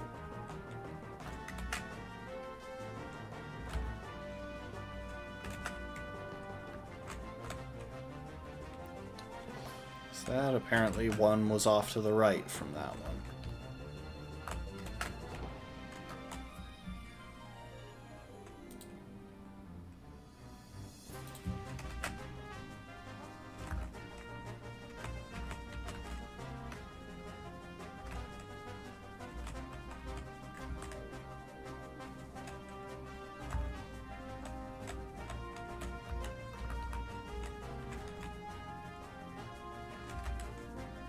Looks like there's only one path here.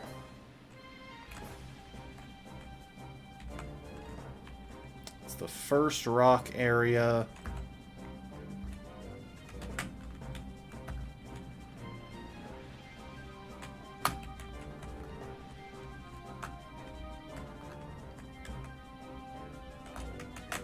Four.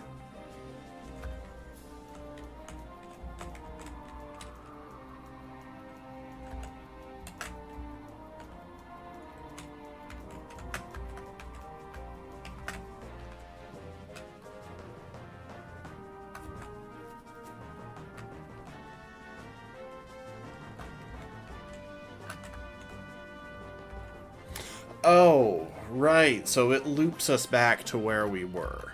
We actually want to go down from here. Even though this is technically a new area, we don't really need to reach the Ruins of Life unless... Hang on.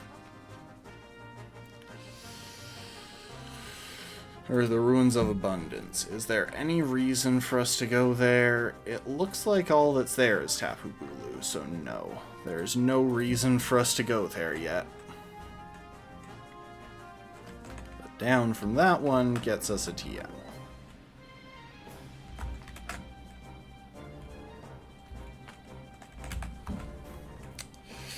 Alright.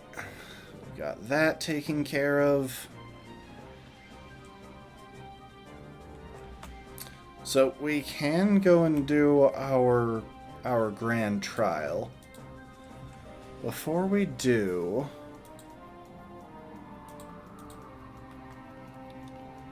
just want to take a look at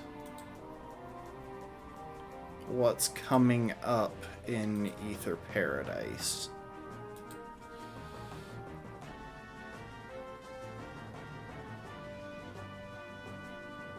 So we'll land at the dock.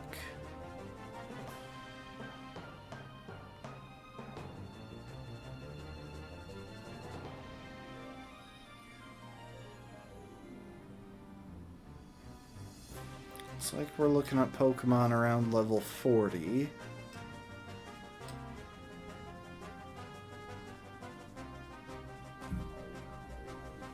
Branch Chief Faba. I believe that's a double battle again.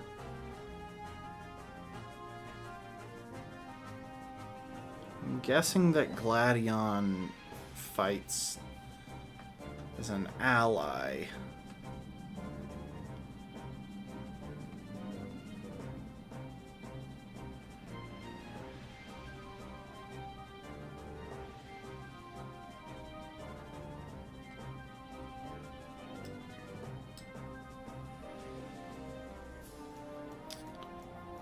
So Faba does bring out a Pokemon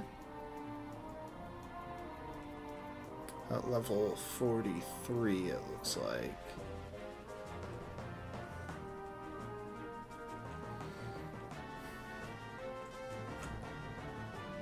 And it looks like we have another Guzma fight. Or, no, wait. Yeah. Oh, another Guzma fight. I don't want to have to deal with you.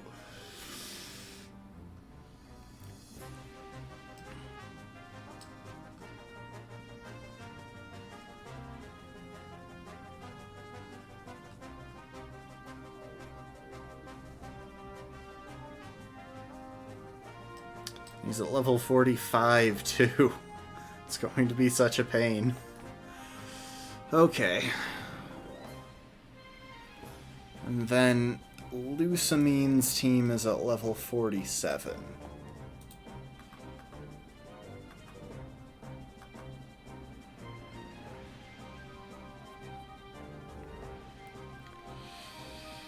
Because we don't have our next level cap yet. We don't have another trial until Vast Pony Canyon, where the level cap is Ultra Sun, Ultra Moon, 49.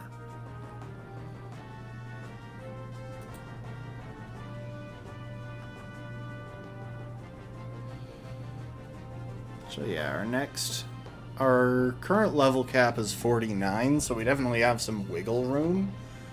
But we have a bunch of difficult boss fights coming up.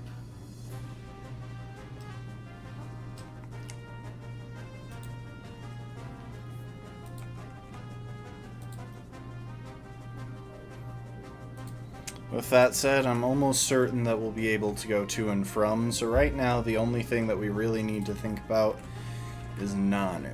And Nanu is hopefully going to be pretty straightforward.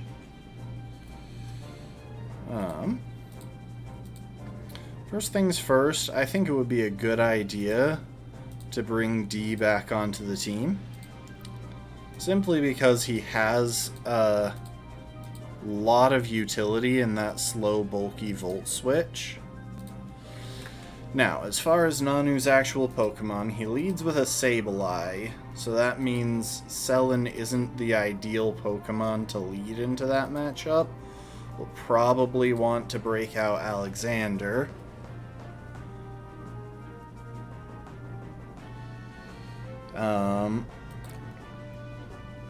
Alex will be able to pretty comfortably deal with that one.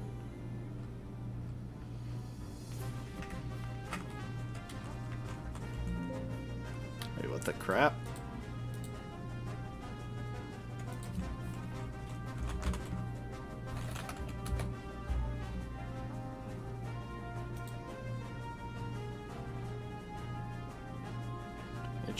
Oh wait, I went to Mally Garden, not Mally City. No wonder I couldn't find him.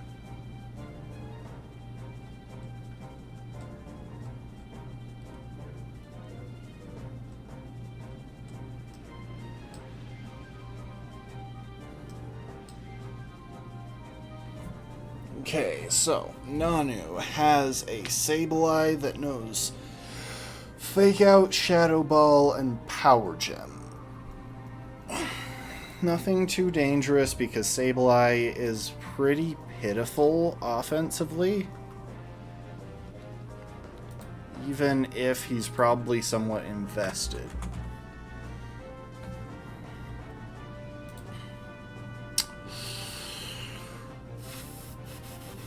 Yeah, Yeah, so he's maxed out special attack and special defense, but honestly, it's a Sableye. I'm not super worried about a max special attack Sableye. Krokorok is a little more dangerous. If he comes out second, which I think he will, then we're going to want...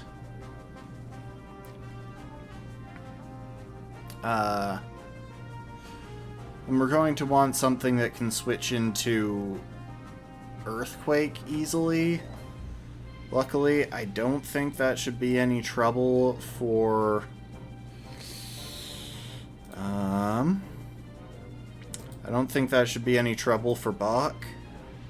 Like, even if he's not the bulkiest Pokemon, he can definitely take one resisted Earthquake and then attack back for the one-shot.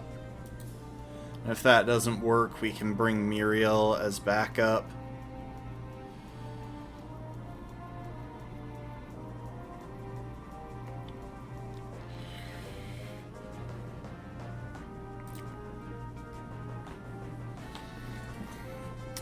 Now the Persian is definitely the scariest. It's carrying dark and rock coverage in the form of Dark Pulse and Power Gem. And we're not as bulky on the special side as we are on the physical. Meaning he could actually do a number on us.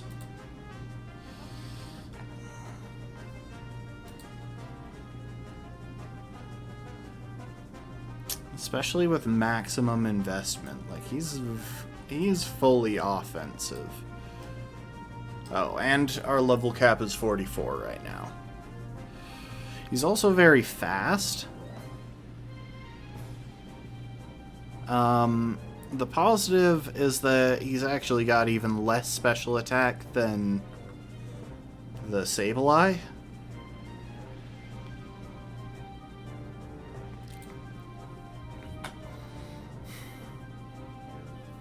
The main challenge is just that we don't have that one perfect counter for him. I mean, given her special defense, Selin can probably take a couple of hits, and if she's firing back Choice Specs boosted Draining Kiss, that'll do a whole lot. But I think we're going to want fighting type coverage as well. I just wish we had the TM for Focus Blast, because his Persian has the ability Fur Coat, which just straight up doubles his defenses.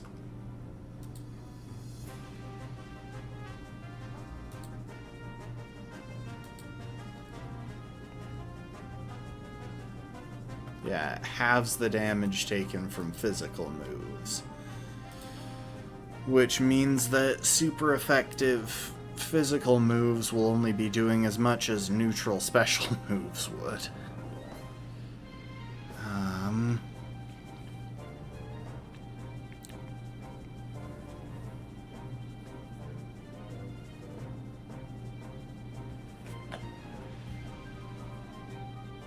Which makes me feel like Roderica might actually be a smarter play here.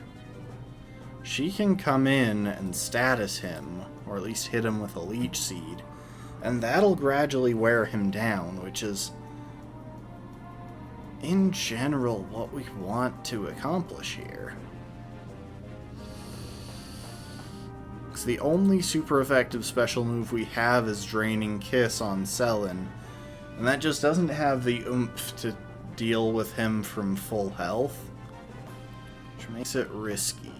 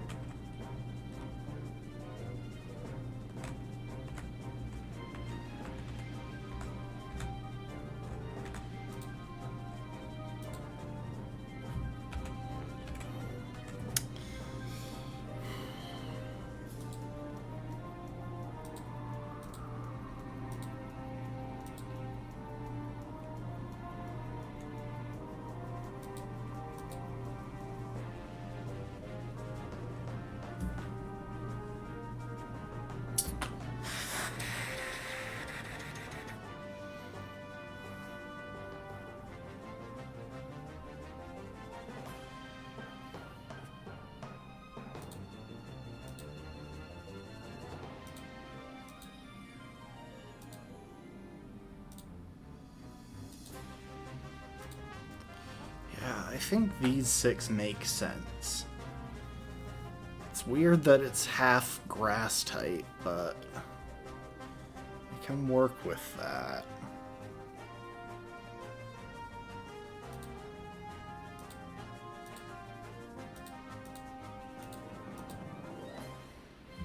I just wish I felt like I could justify a fighting type Pokemon.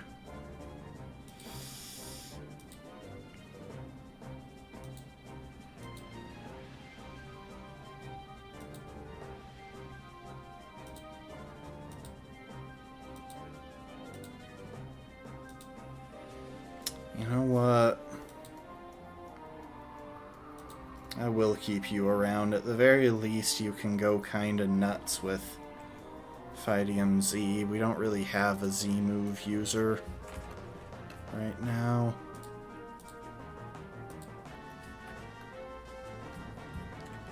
I think this is a good setup. So let's see here real quick. Citrus, Specs, Belt, Leftovers, Violet, Fightium. Yeah, all of those make sense to me. Now, moveset wise,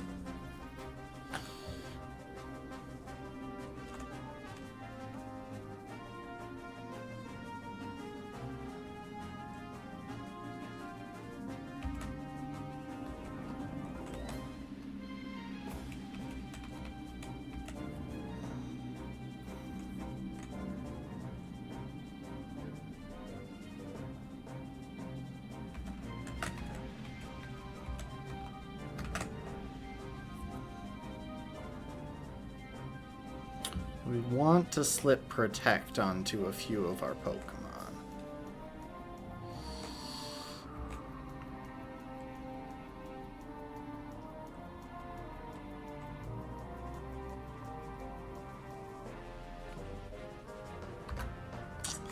But honestly, I think that's the team to. This is the team for it, and the moves and stuff. Alexander will open up, shut down the Sableye. I mean, we could hypothetically open with Roderica just to get off a Leech Seed, make it a little bit easier for Alex to wear down the Sableye. Might not be a bad call, to be honest. After that, it should be Krokorok, at which point Bach can come in pretty freely on Earthquake. Wait, what other moves does it have? It has Swagger. Okay, I should plan around that. So yeah, you know what? Let's go ahead and give you a Personberry.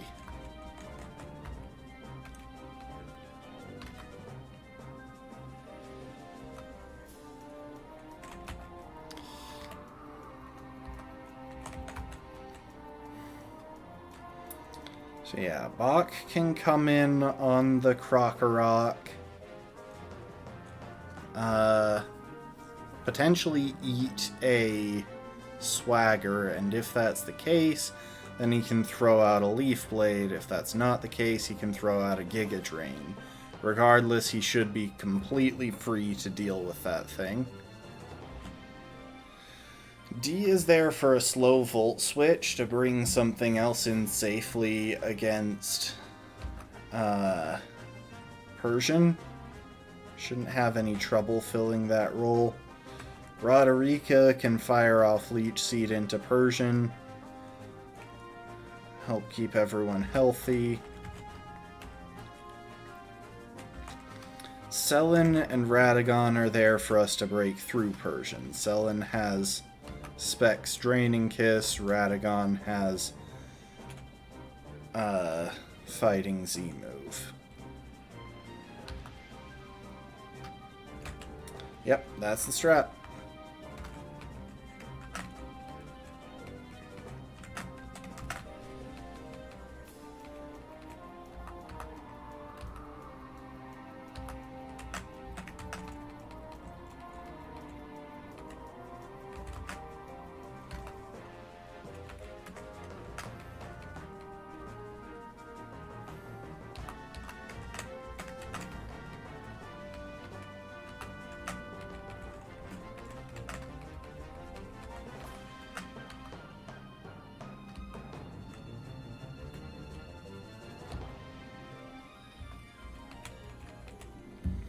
I am going to make sure that they've all gotten some EV investment via drugs. Yep, you're good.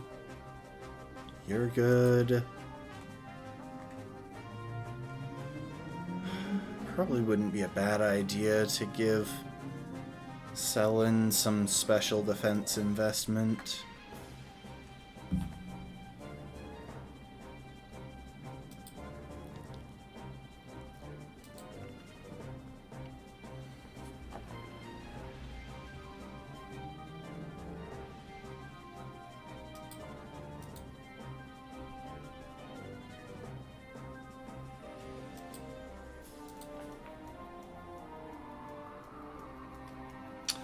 I'm just gonna go ahead and pump attack into Radagon. So special defense into Selen, attack into Radagon.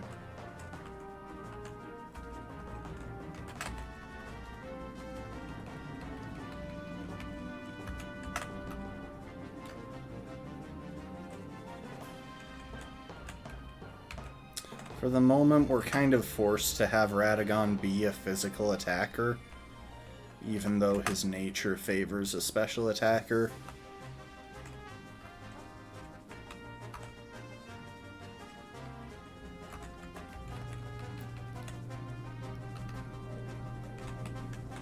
Alright, let's go for it.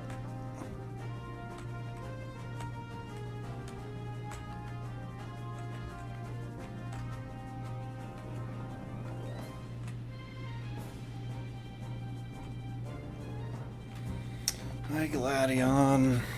Harumph.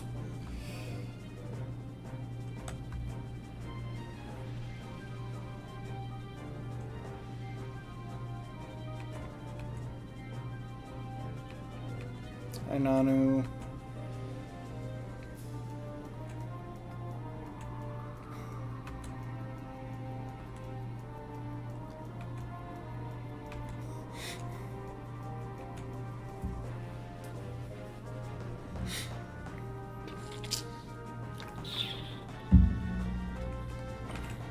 This is the most unceremonious grand trial of them all.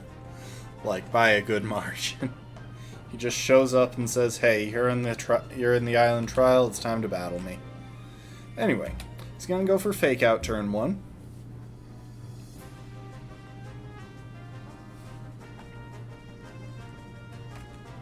We'll drop a Leech Seed to help keep Alex healthy. Of course, we missed the first one.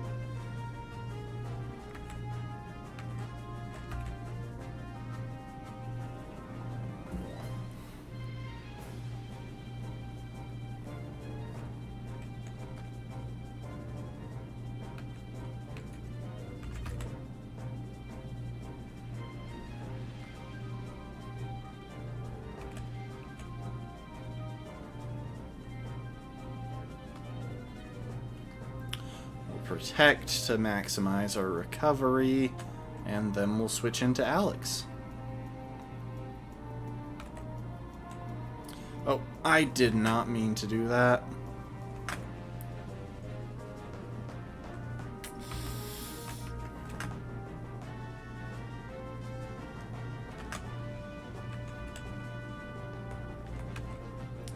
Alright, Alex, you're up. Should be able to take this pretty comfortably.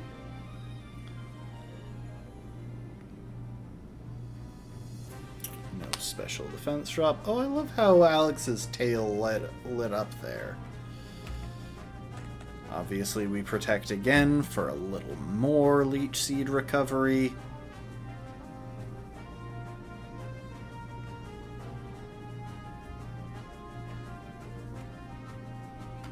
I don't think we'll outspeed, but we might.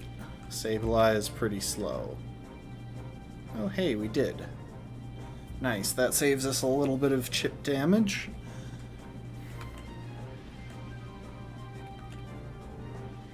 Okay, it's Krokorok next. We'll scout for a turn using Protect.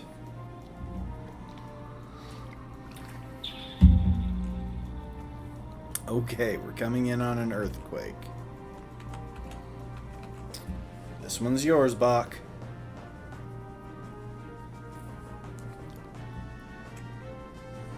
We came in on a swagger, but you know what? That's just better for us.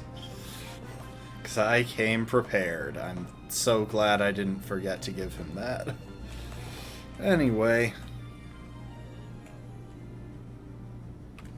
We'll protect for a turn.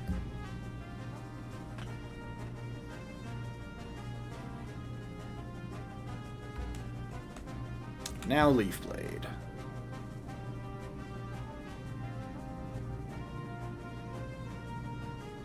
I knew there was a good reason to keep Leaf Blade around. On my timid Sceptile, which is honestly so insanely lucky that I have. I'm hoping that he fires his Z move into this, because that would be really nice. Of course he doesn't. I should have thought of the fake out.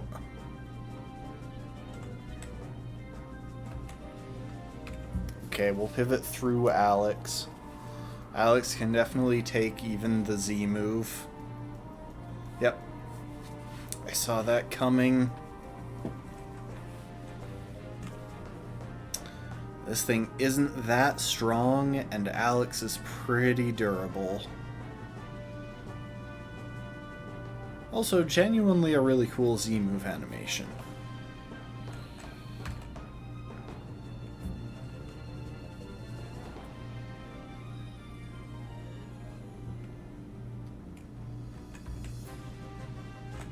Okay, it's going for Power Gem. We'll switch into D.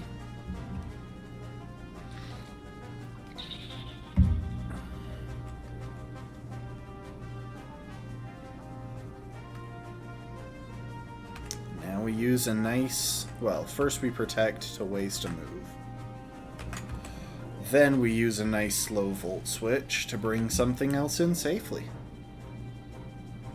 Obviously, he could have flinched there, but...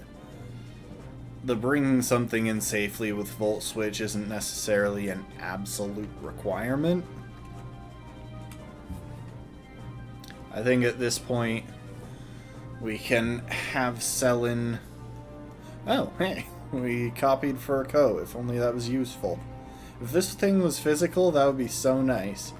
Anyway, Selin, go for Draining Kiss. I probably should have used Thunder Wave, but hey, pretty close to a one-shot. Might have even been a one-shot. The thing doesn't have much special defense.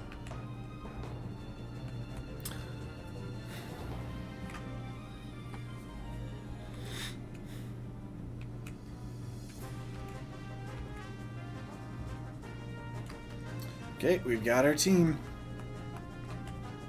And we've got our team healed up, and we've got Darkium Z.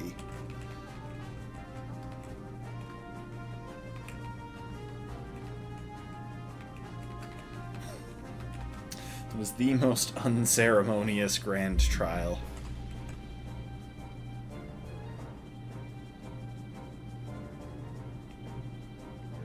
Gladion looks so shocked by that little dance.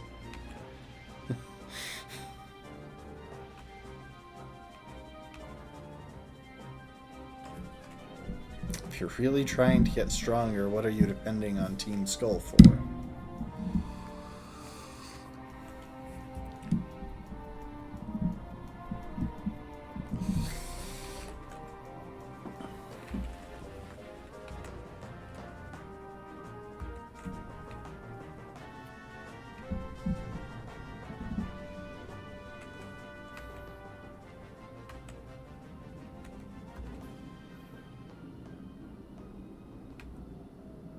Ether Paradise.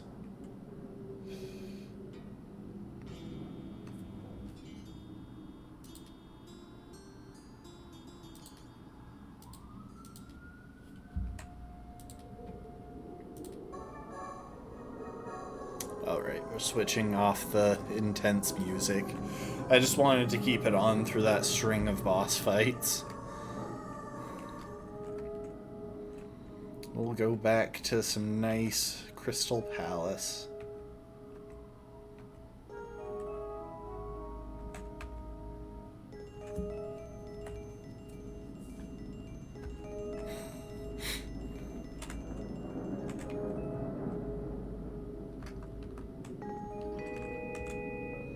So yeah, we have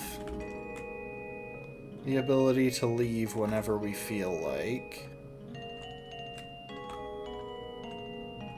We'll want to prowl around the docks a little bit because there is, I think, the TM for Toxic, if I recall correctly. Let's see. Ether Paradise.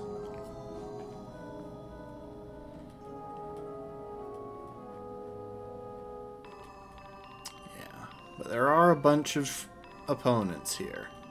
It's full of trainers.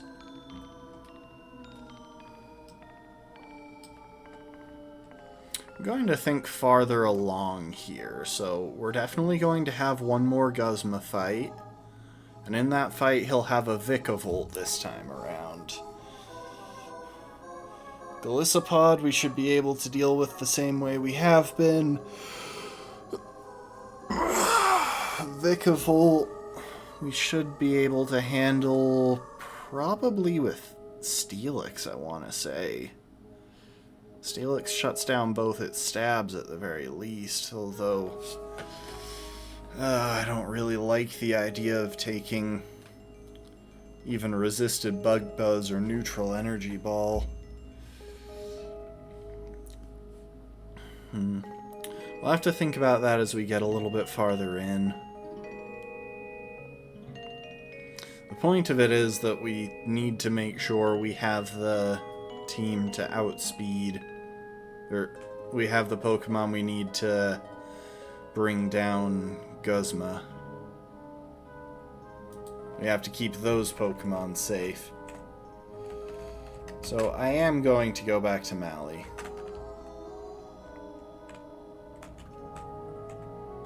And we're going to put together a team that can deal with the opponents that we'll face right off the bat, first of all. Yeah, we gotta be smart about how we use our fire types, our water resists, and yeah, we definitely need to think of something for that Vikavolt. That is very frightening, honestly. And then, of course, there's Lusamine at the end, who is dangerous in her own right.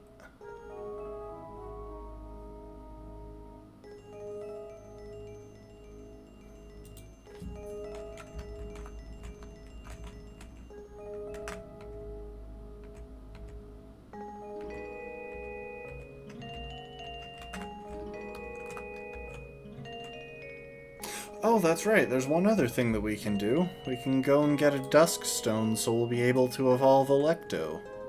I just have to figure out where the heck the market that's opened up now is.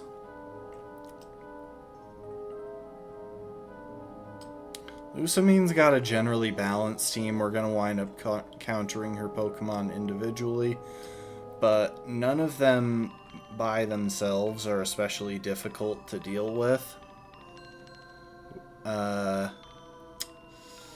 With the possible exception of Lilligant. But I think, given we have a quad grass resist with a poison stab, we shouldn't be too worried there. The rest are pretty manageable. Of course, her move choice, from what I've heard, is completely random. So that's fun. Triple ground. Okay. Bring you into the party.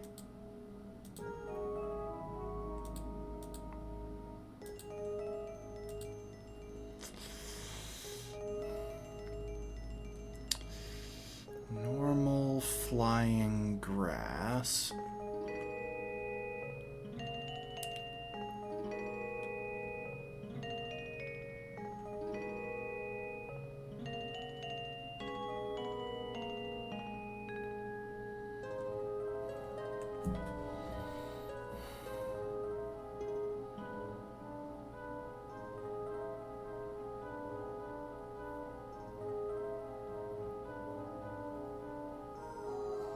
Wish we had the TM for Ice Beam.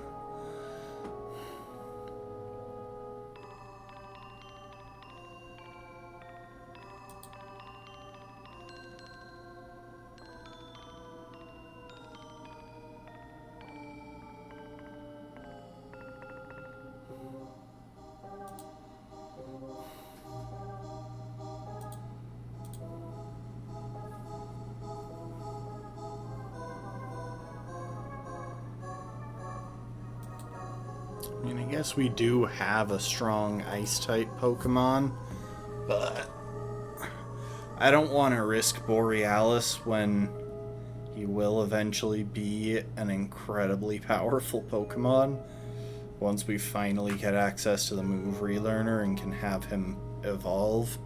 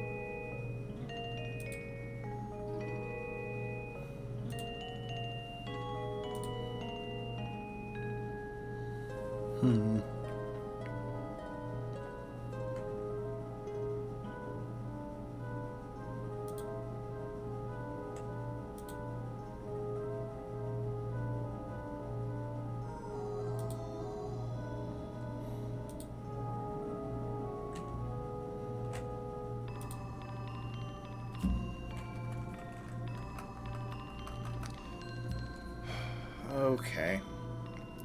I think that's a decent set of Pokemon for the first floor. Now let's go and figure out where that Dusk Stone is.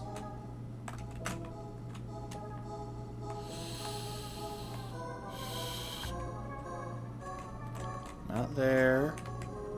Not there.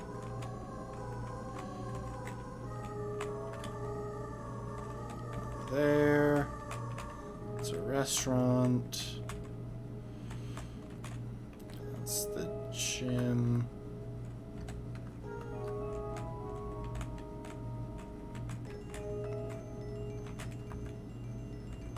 Oh, it's got to be in the community center, right?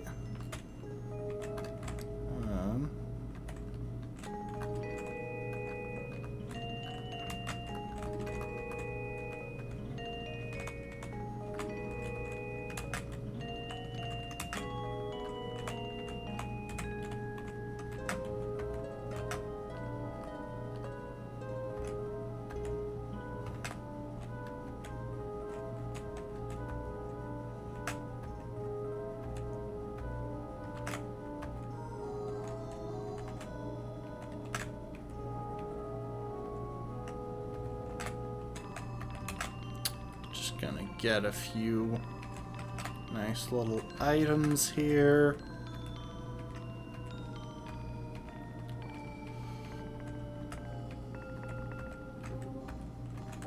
So we got all the weather extending items.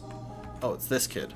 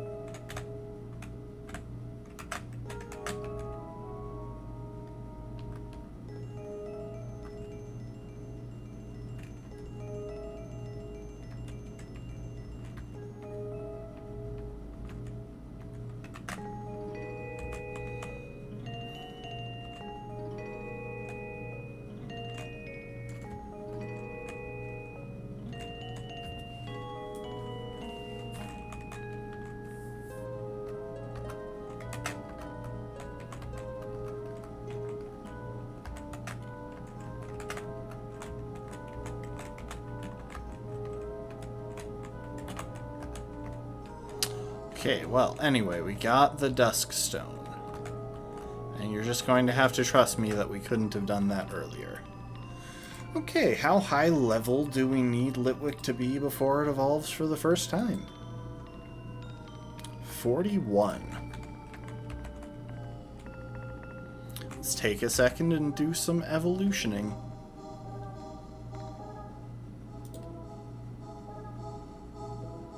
I gotta say, the fact that I've managed to get both of our normal types killed does make certain other... all three of our normal types killed, even.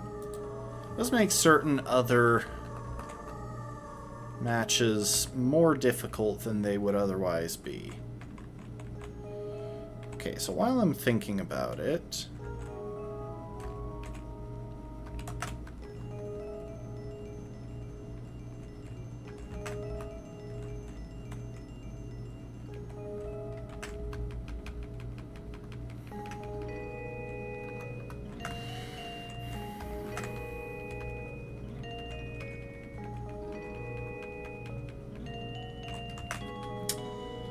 Memento is a useful move, but I'd kind of like to not plan around getting a strong ghost type killed at this stage of the game.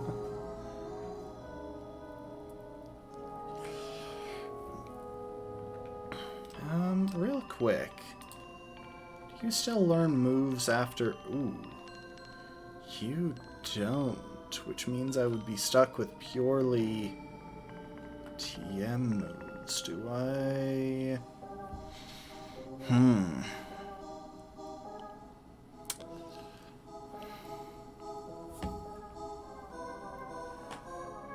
Pretty sure TM fit. Pretty sure Overheat is... Oh, no, it's available in... Wait, Pony Meadow. Is that post-game? I think that's post-game.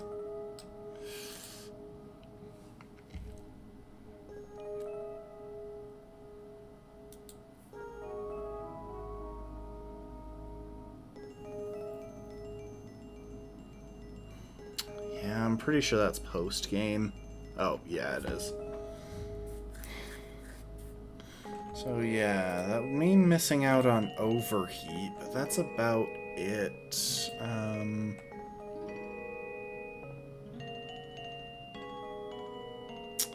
Fire Blast we can get. What about Flamethrower, though?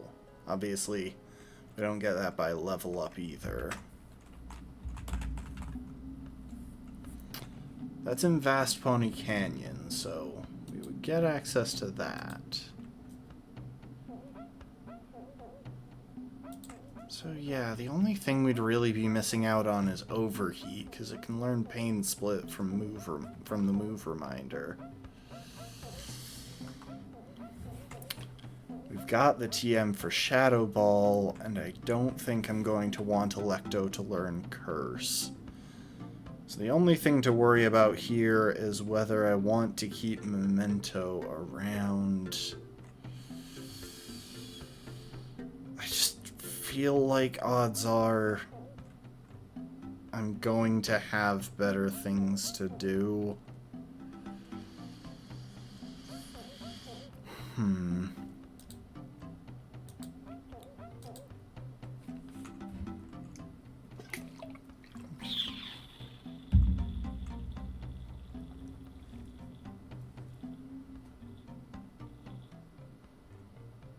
Yeah, I think I'm going to have better uses for Electo than just a safe switch and setup opportunity.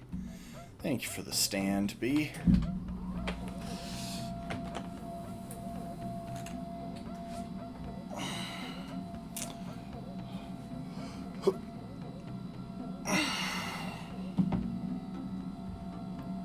It's gonna take a minute. There we go. Yeah, I think I'm going to go ahead and not learn Memento.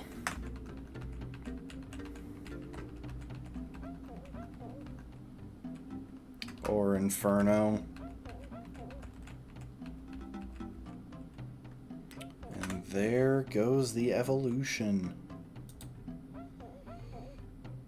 Yeah, we won't be learning Curse either.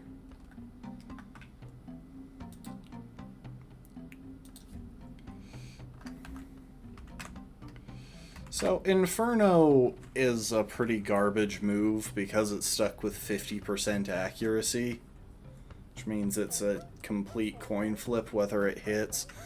It does guarantee a burn, but if I want a guaranteed burn, I think I'll just have Electo use Will-O-Wisp for 85% accuracy as opposed to 50%.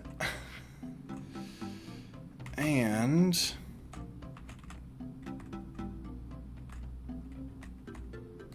time to use that Dusk Stone. Unless there's anything that... Hang on. I am going to do one last check. Okay. There isn't anything weird going on where there's a move that only Lampent learns.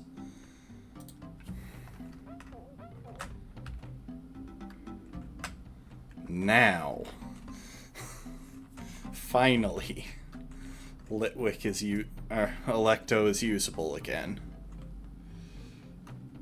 Also, where's Shadow Ball?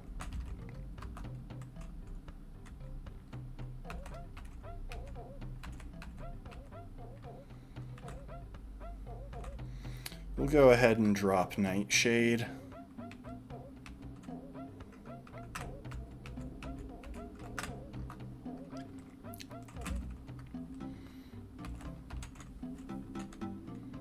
Look at that.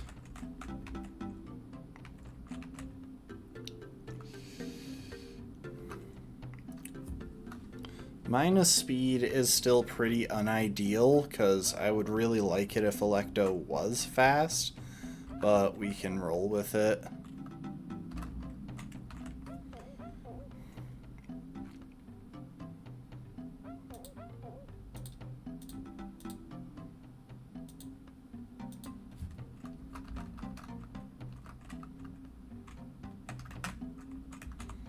Alright, time to start working our way through Ether Paradise.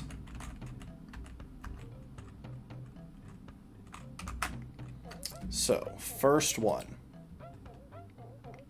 has a Dug Trio and a Sligoo. Sligoo only has Dragon and Normal type moves, shouldn't be any trouble really. Obviously, I could have probably snuck past him, but it's not a big deal.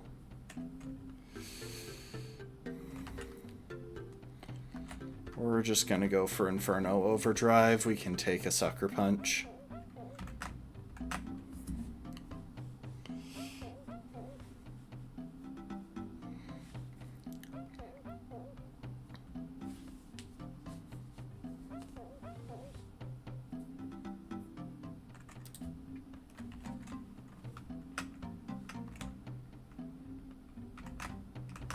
Oh, right, I'm looking at the wrong thing. Okay, so this thing has normal, flying, and grass. That's right, I brought D along for this fight.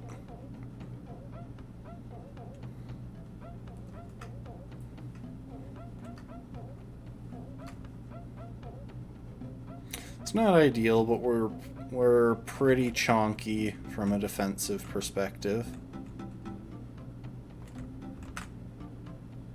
Okay, it's going for Drill Peck. Get off a nice slow Volt Switch. Oh, it is slower than us.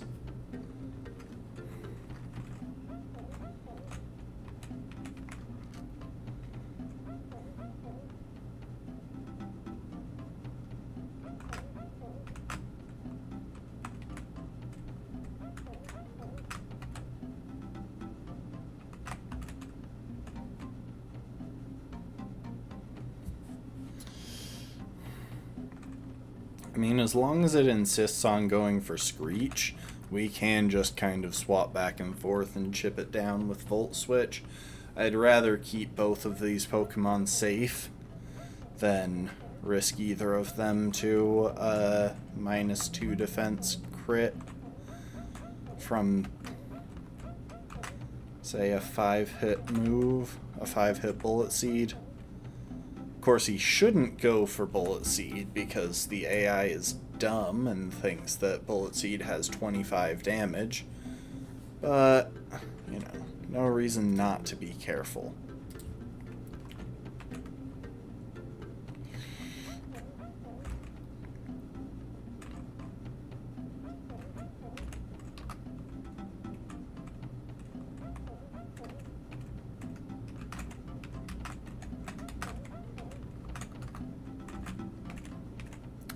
Also, let's get everyone up to 44.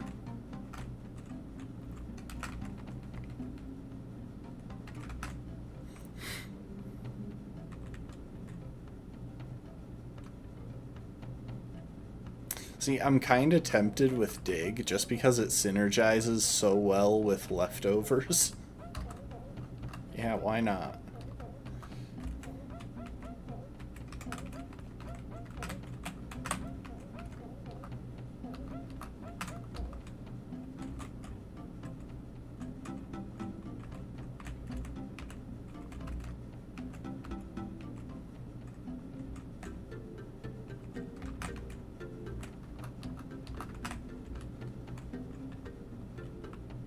Obviously, he's not carrying Leftovers right now, but it is also stronger than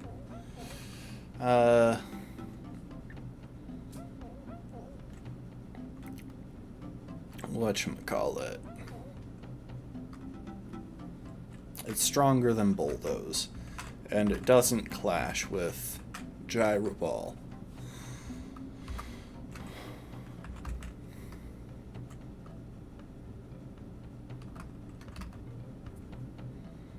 Okay, next is a Kecleon.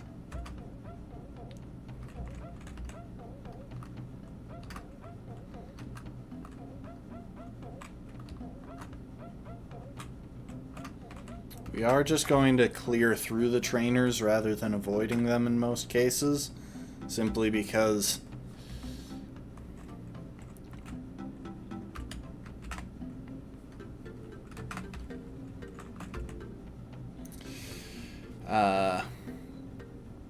doing so will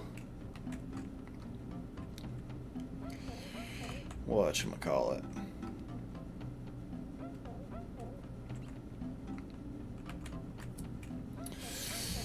Clearing through the trainers will mean that we don't have to worry about dodging them every time we pass through here, and I have a feeling we're going to be ducking back to the mainland a fair bit. Guys, I'm gonna be right back. I'm sorry. I've had a lot of water.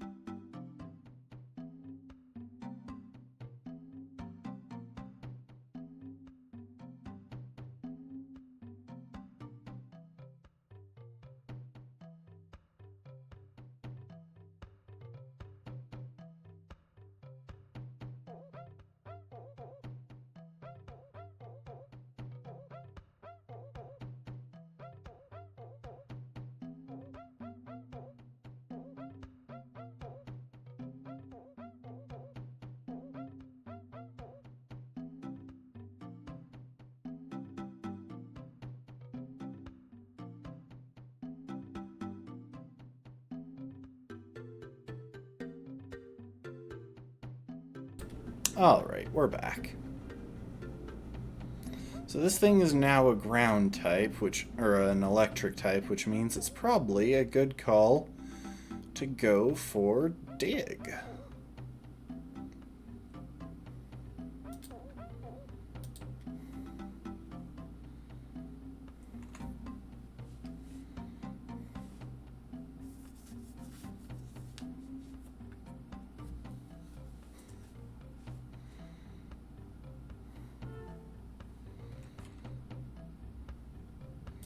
Nice and clean. Now the next Pokemon is Stoutland. So we want to be careful because we don't want to give this thing a chance to use workup too much.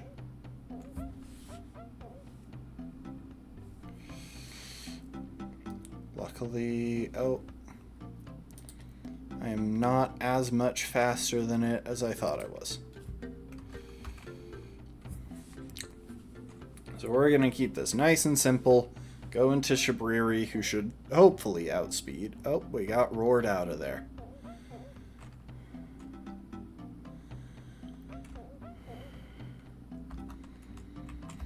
We're going to go into D.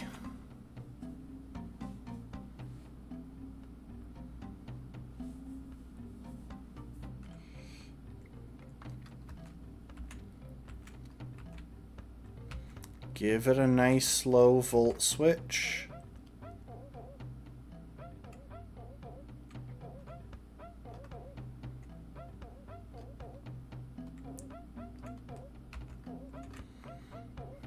And now Shabriri can fire off a fighting Z move.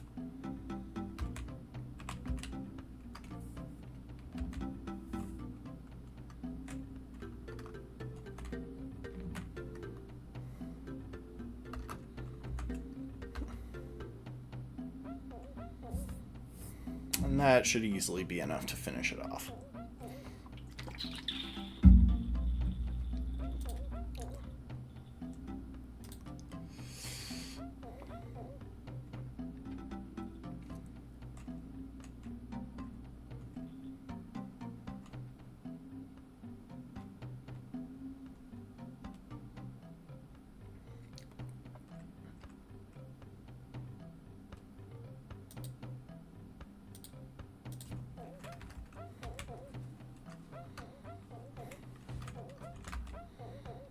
Okay, heal up.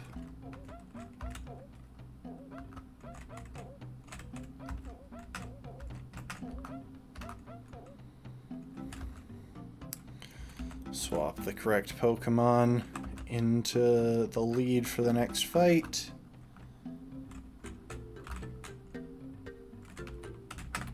Deal with the next guy. Gal. Eh, guy used that way is gender neutral anyway.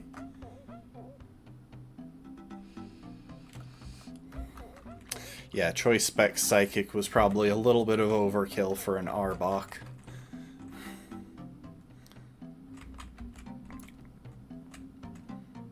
Anyway, we're probably gonna be eating a grass type move here, so no one better to do so than a Geel. That was already more damage than I expected.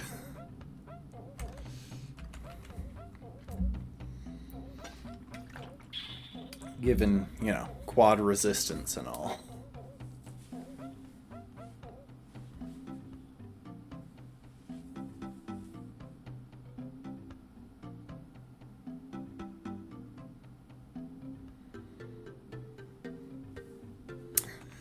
That went well.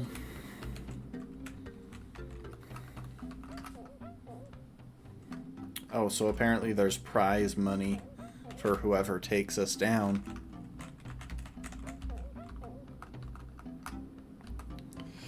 Alright, who's next? Parasect, Drifblim, and Sudowoodo on the next turn. That Drifblim could be kind of dangerous, Luckily, it doesn't know... All it has are ghost-type moves. I think that's why I brought Roderica. Because she can pretty easily switch in on that, tank a few hits, and get a leech seed on it.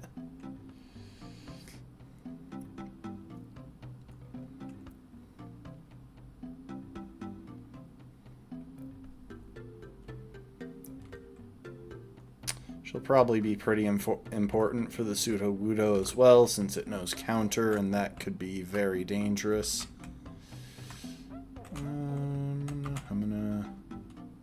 Sorry, Gladion, I am going to kind of ignore you for a minute here. Oh, hi.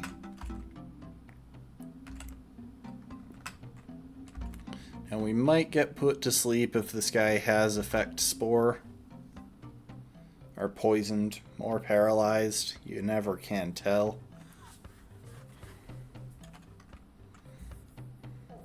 But we didn't. Nice. Oh, that's right. Sudowoodo would come in next. Alright. Switch into D.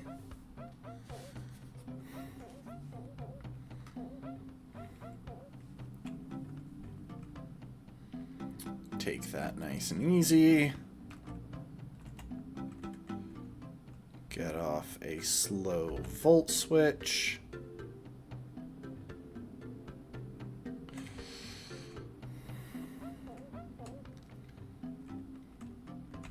Bring in Roderica. And the reason I have to be pretty careful about this as well is, apart from counter, this guy has block, which means he can trap one of my Pokemon.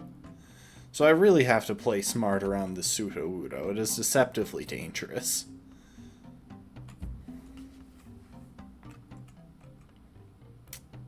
Luckily, he can't really do anything significant to Roderica. Like, he can use Rock Slide, but we have so much recovery on her that, like, it would take a lot for this to become dangerous. We would need to get, like, multiple back-to-back crits, and even then, we've got Synthesis, which would probably avoid any potential catastrophe. Roderica, I'm not going to let you use Protect to stall him for health until you hit Poison Powder, because this is getting ridiculous.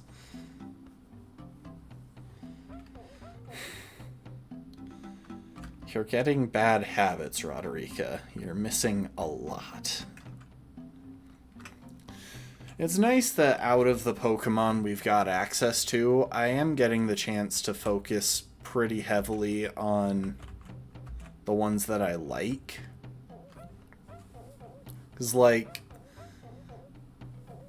Chikorita is my favorite Johto starter. Just a big fan of that little grass doggo. So being free to use her here is very nice. It's very pleasant. And having the chance to actually make good use of her, where she's a regular facet of the team, puts in a lot of good work, that's nice. Now, if she would just actually hit her opponent the first time I try to use a status move, that would be something. Yeah, Chikorita is adorable. Just a good little grass pupper.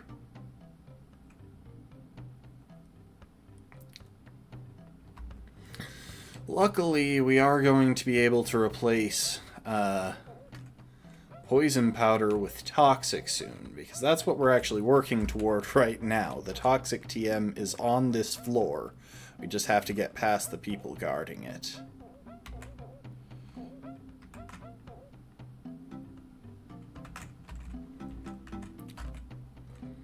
Now, I think it's pretty unlikely that this Drifblim is even able to kill us at this point.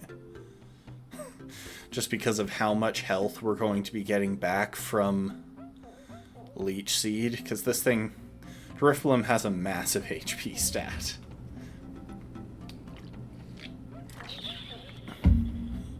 Yeah. See, we just healed all of the damage that Shadow Ball did on the turn it did it.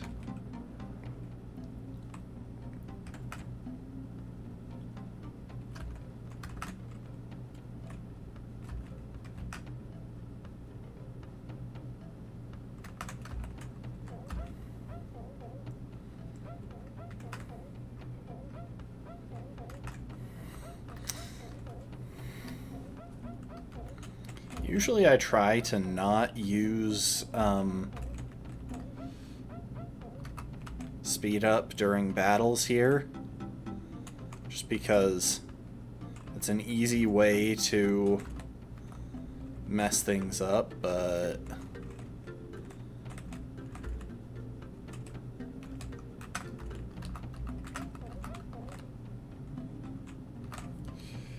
it's not nearly as much of a problem here. Okay. Primeape, dark, normal, fighting.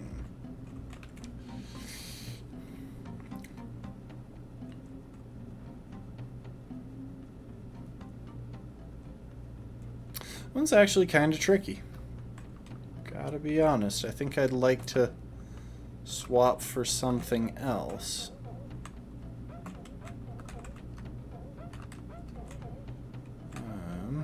Yeah. Let's go ahead. I don't suppose I can fly from here. No, I can't. Come on, that would have been so convenient.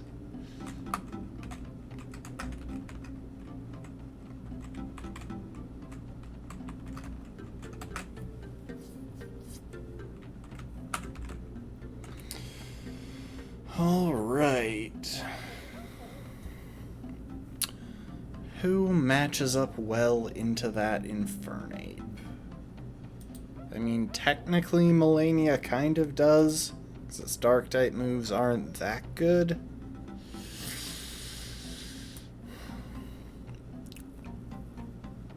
And similarly with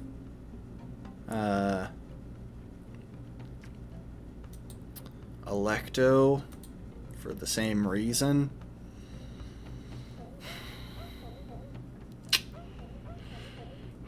But I'd kind of like to not play it that way, especially since I'm a big fan of both of those. I wish I had a scarf for one of my Pokemon.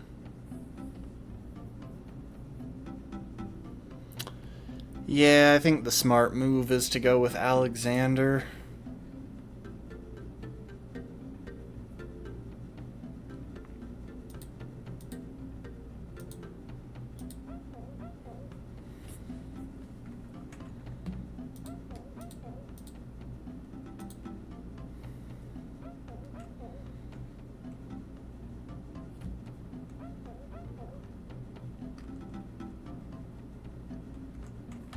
Actually,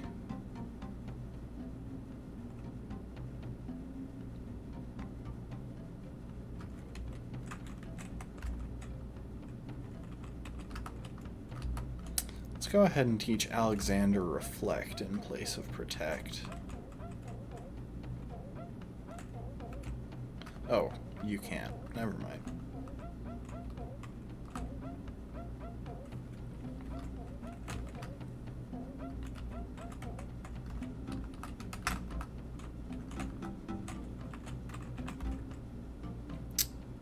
Everyone is up to the right level. You know, it occurs to me that given what's here, I might as well go ahead and swap Steel type off my team as well. We got Fire, Water, Grass, Psychic, Steel.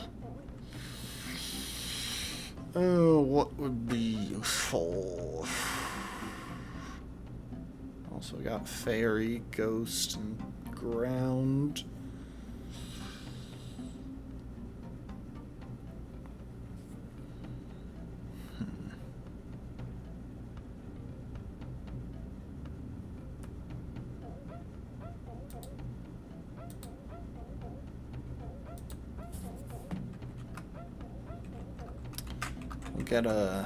We'll get an offensive grass type as well.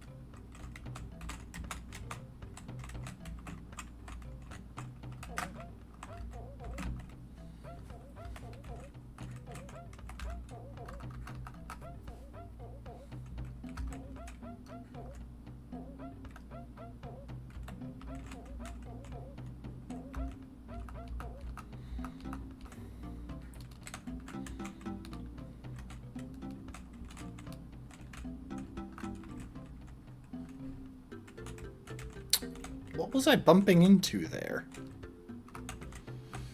Okay, well that was the guy with the primate.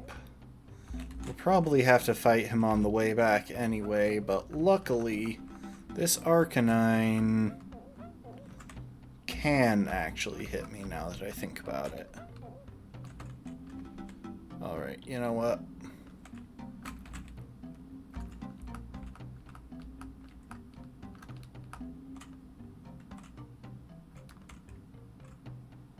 Oh.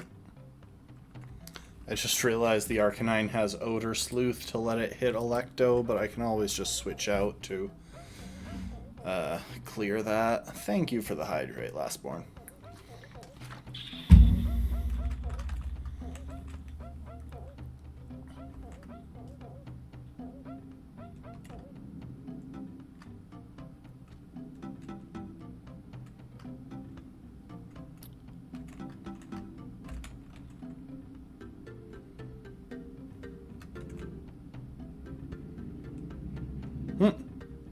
He has an X attack.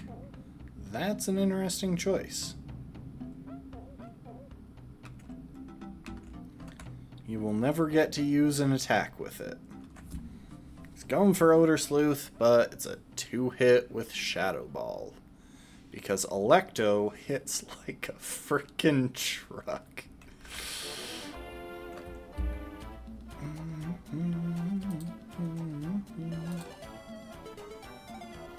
Trying to double check. What is this song again? Oh, it's Route 111. Right.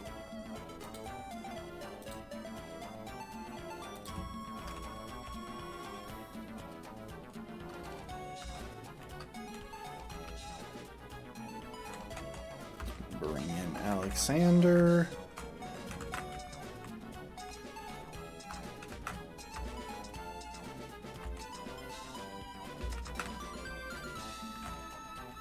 Play rough. Goes for Thrash. We can force him to get confused next turn while we protect stall for recovery.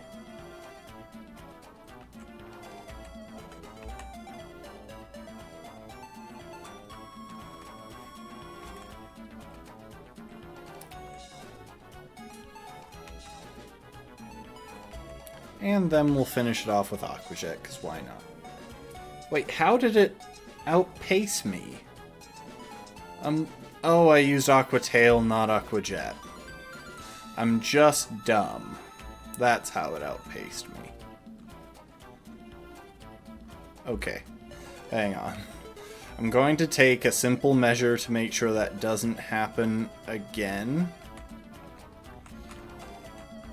And And that is to completely reshuffle where my moves are so that I have to think about it.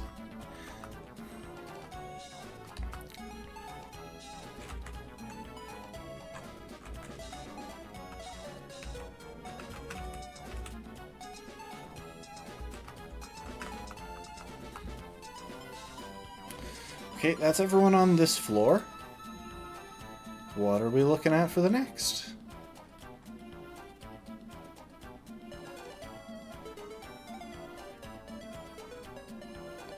So we've got Branch Chief Faba with a Hypno.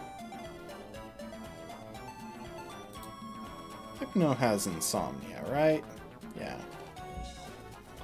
Faba with a Hypno. Lilip with only grass type coverage.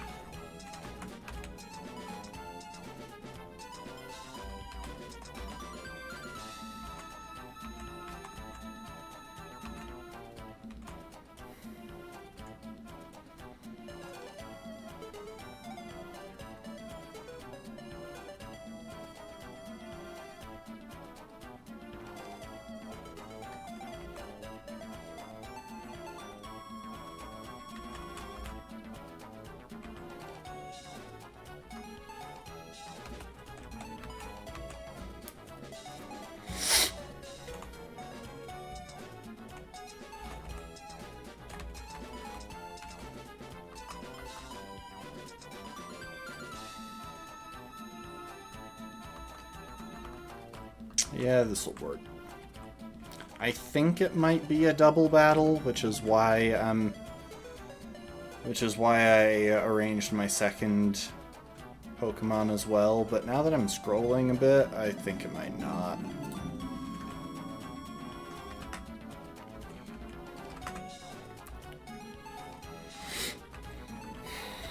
We go up, we need to get like a key or something.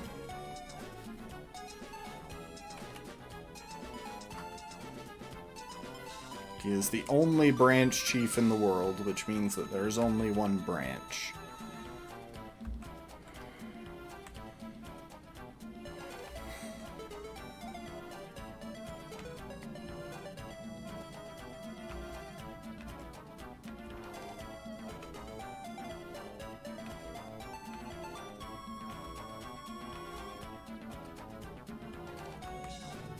He is called Ether Paradise's last line of defense. And he is about to get one-shot by a stab-boosted Shadow Ball. The only reason I'm carrying a Chesto Berry instead of Choice Specs or a Ghostium Z is because I'm not sure that I'll outspeed.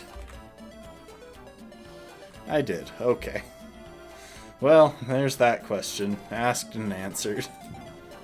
How did you not get one shot?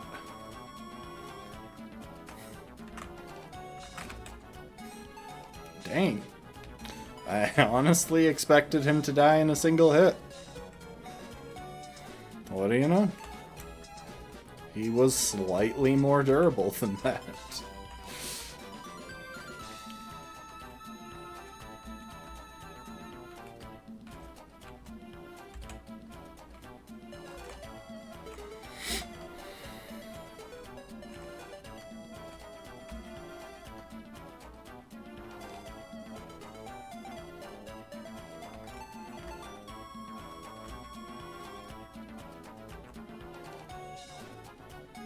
He's going to take us up.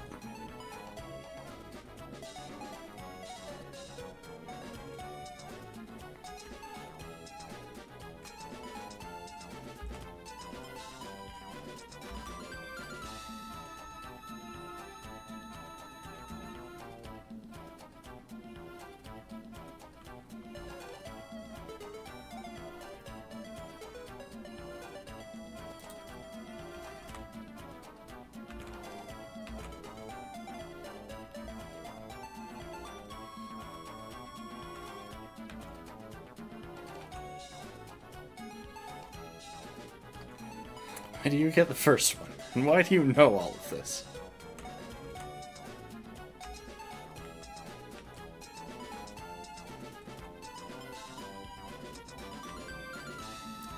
get some random revive that we can't use.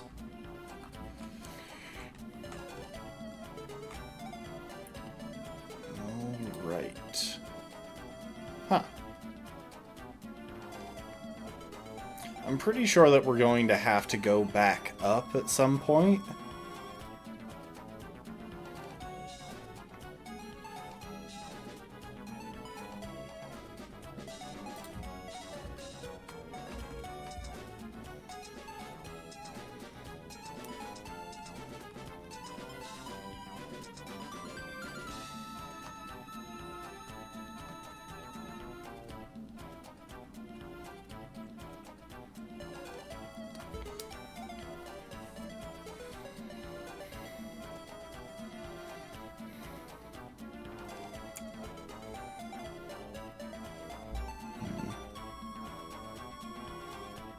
Yeah, that makes the most sense.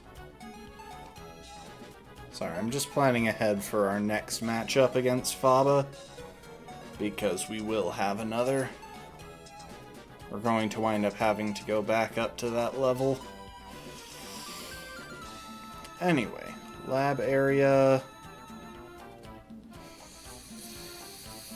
There's a muck, a magneton.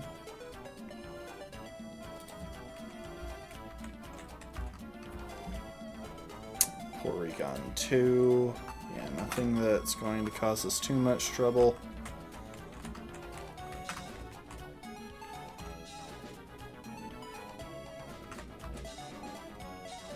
Looks like we have to do them back to back, which wasn't really my plan, but shouldn't have any trouble dealing with the Porygon 2, and the other two are pretty much free.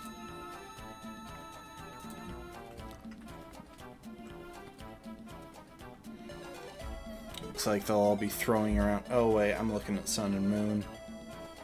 Doesn't really change.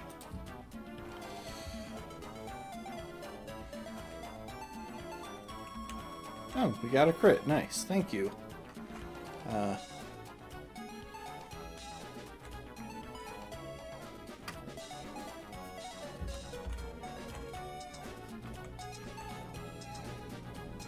Thank you, Rykard. See, that's one nice thing about this playthrough, is I get to be positive toward characters who I would otherwise be generally pissed off at. Because Rykard annoys me a lot.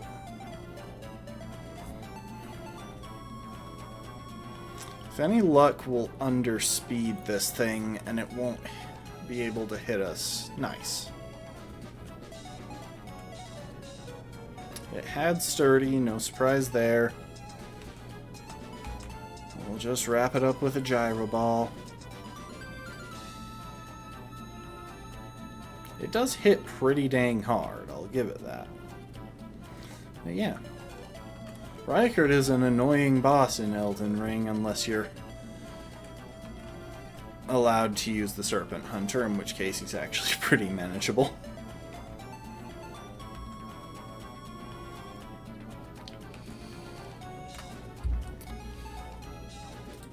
Okay, let's see. Magnet Rise, Signal Beam, Recycle, and Discharge. Honestly, I'm still probably on the best Pokemon that I have to deal with this thing. But it could wear me down with Signal Beam, and Magnet Rise will make it immune to Dig. So I'm just going to go for a Rock Z move.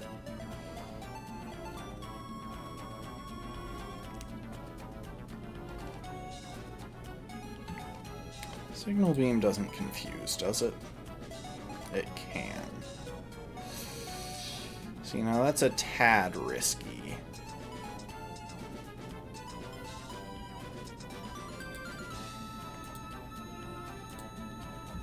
Oh, dang. Crit.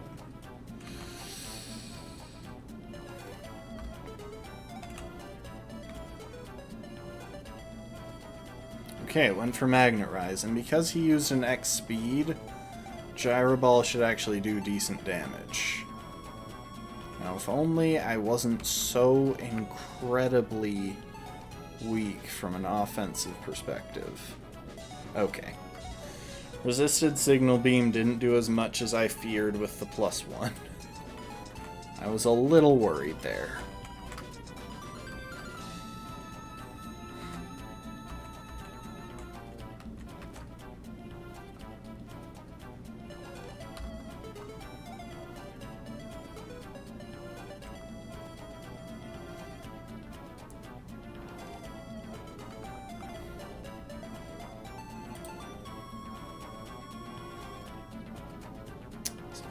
Hallway, we can check Secret Lab A.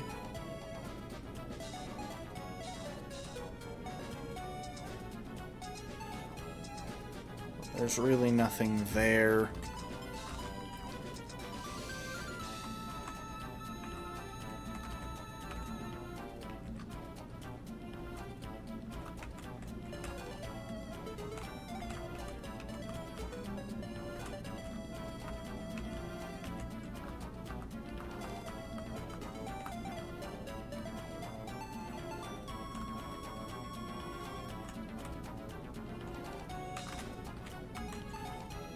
No trainers, anyway.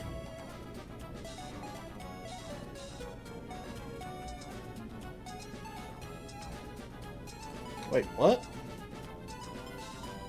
It isn't showing any trainers on Sarah. Oh wait, this is Secret Lab B that I needed to check. Okay, I'm just dumb. Luckily, if nothing else, we have a good matchup. We have a Pokemon that is a good matchup into these. Oh, wait, this is the I was looking at Sun and Moon. Okay, so we definitely don't want to leave our ground type in against these guys.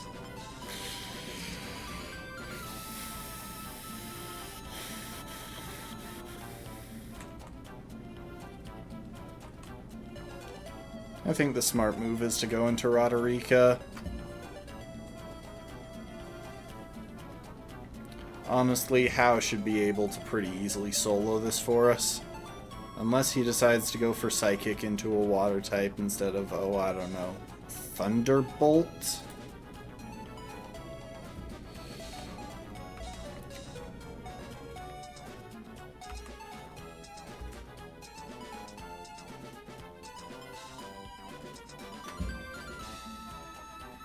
I guess he only has Electro Ball in this one as opposed to Thunderbolt, which is weird.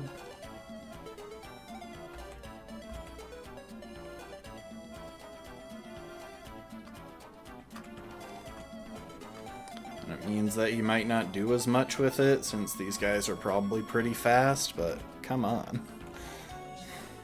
I am just going to let him deal with it, though.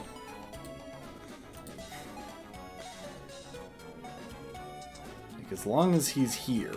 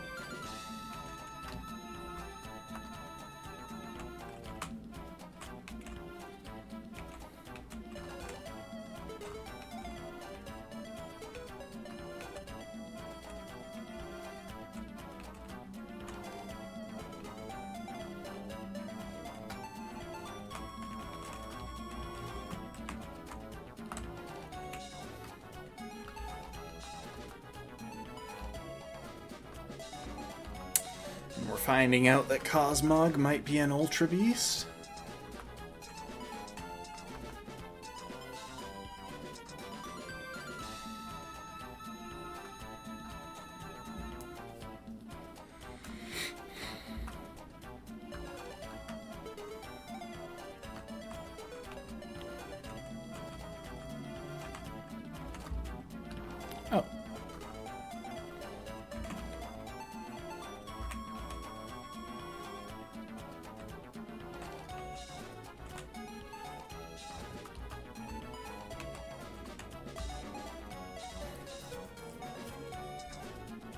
Oh, and I have gone blurry. Should probably look for a place to stop. We've been going for close to 4 hours now. Obviously now we're going to go back upstairs and encounter the trainers that I saw listed before.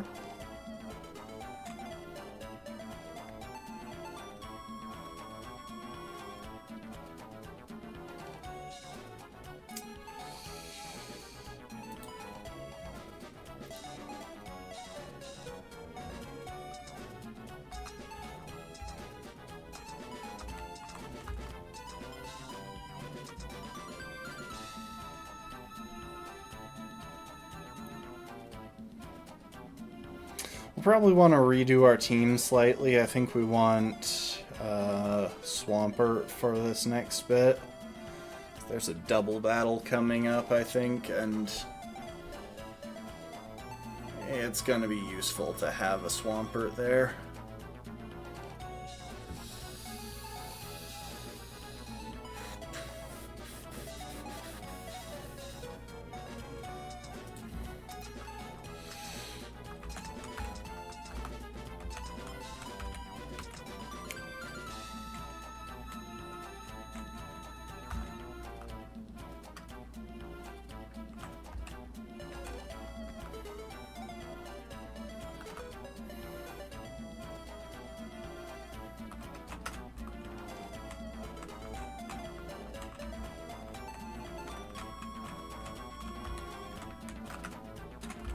Docks.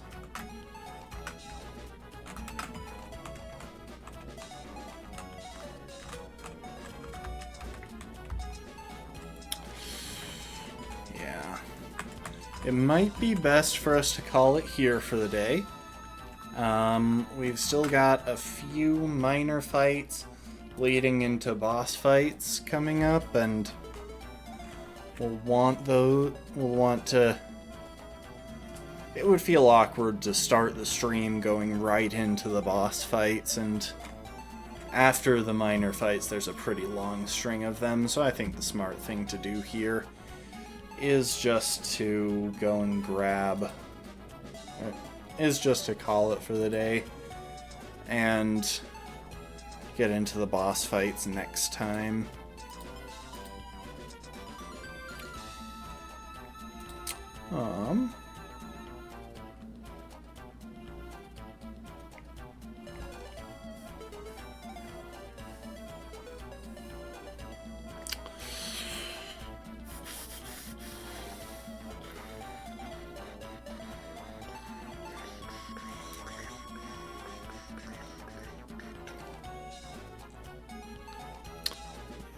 Swampert for that.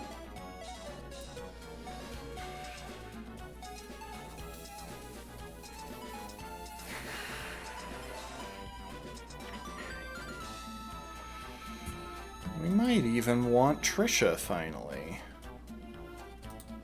Yeah, I think Trisha's a pretty decent option for that. Obviously we'll want to evolve her. Yeah, you know what? Let's go ahead, evolve Trisha. And that'll be the last thing we do this stream. We'll want to figure out the next few stages for, we'll want to figure out the next few things in between now and next time. Words. But in the meantime,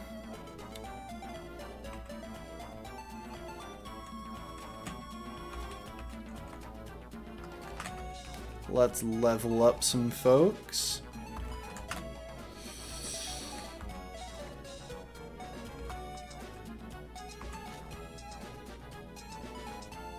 You know what? I will go ahead and drop Aquatail for Muddy Water. We don't really use Hugh that much for water type attacks, so I think we can get away with it.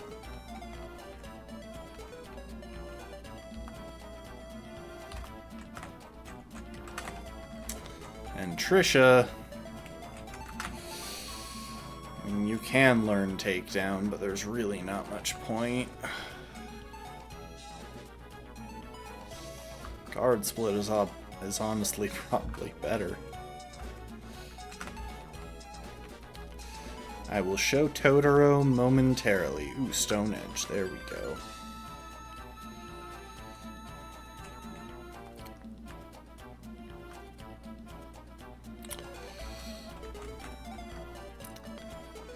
Honestly, I think the strat is just to always be using a Z crystal if I'm going for a rock type move.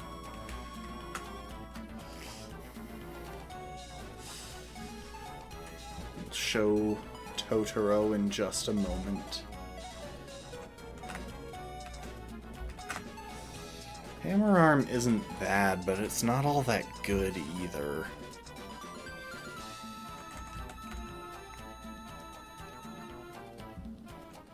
You have better options for fighting covers is the thing.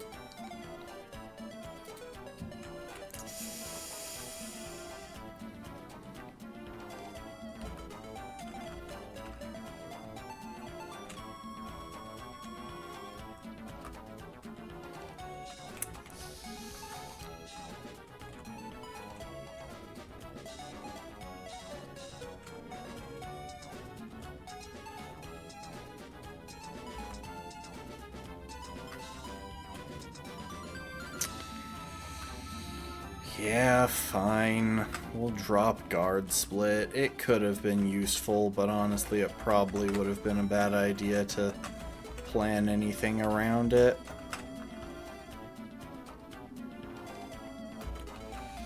Alright, that's gonna be it. Let's show Totoro. Whose date has still not been updated. He's such a round lad, though.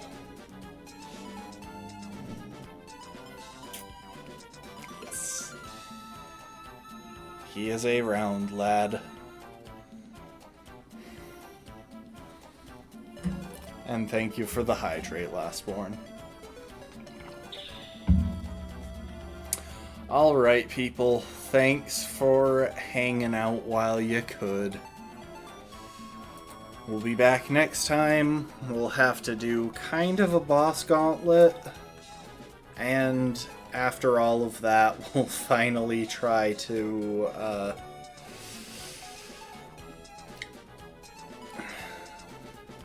after that, we'll finally be into the late game. But I hope you enjoyed. I appreciate y'all. I hope to see you next time. Later, folks.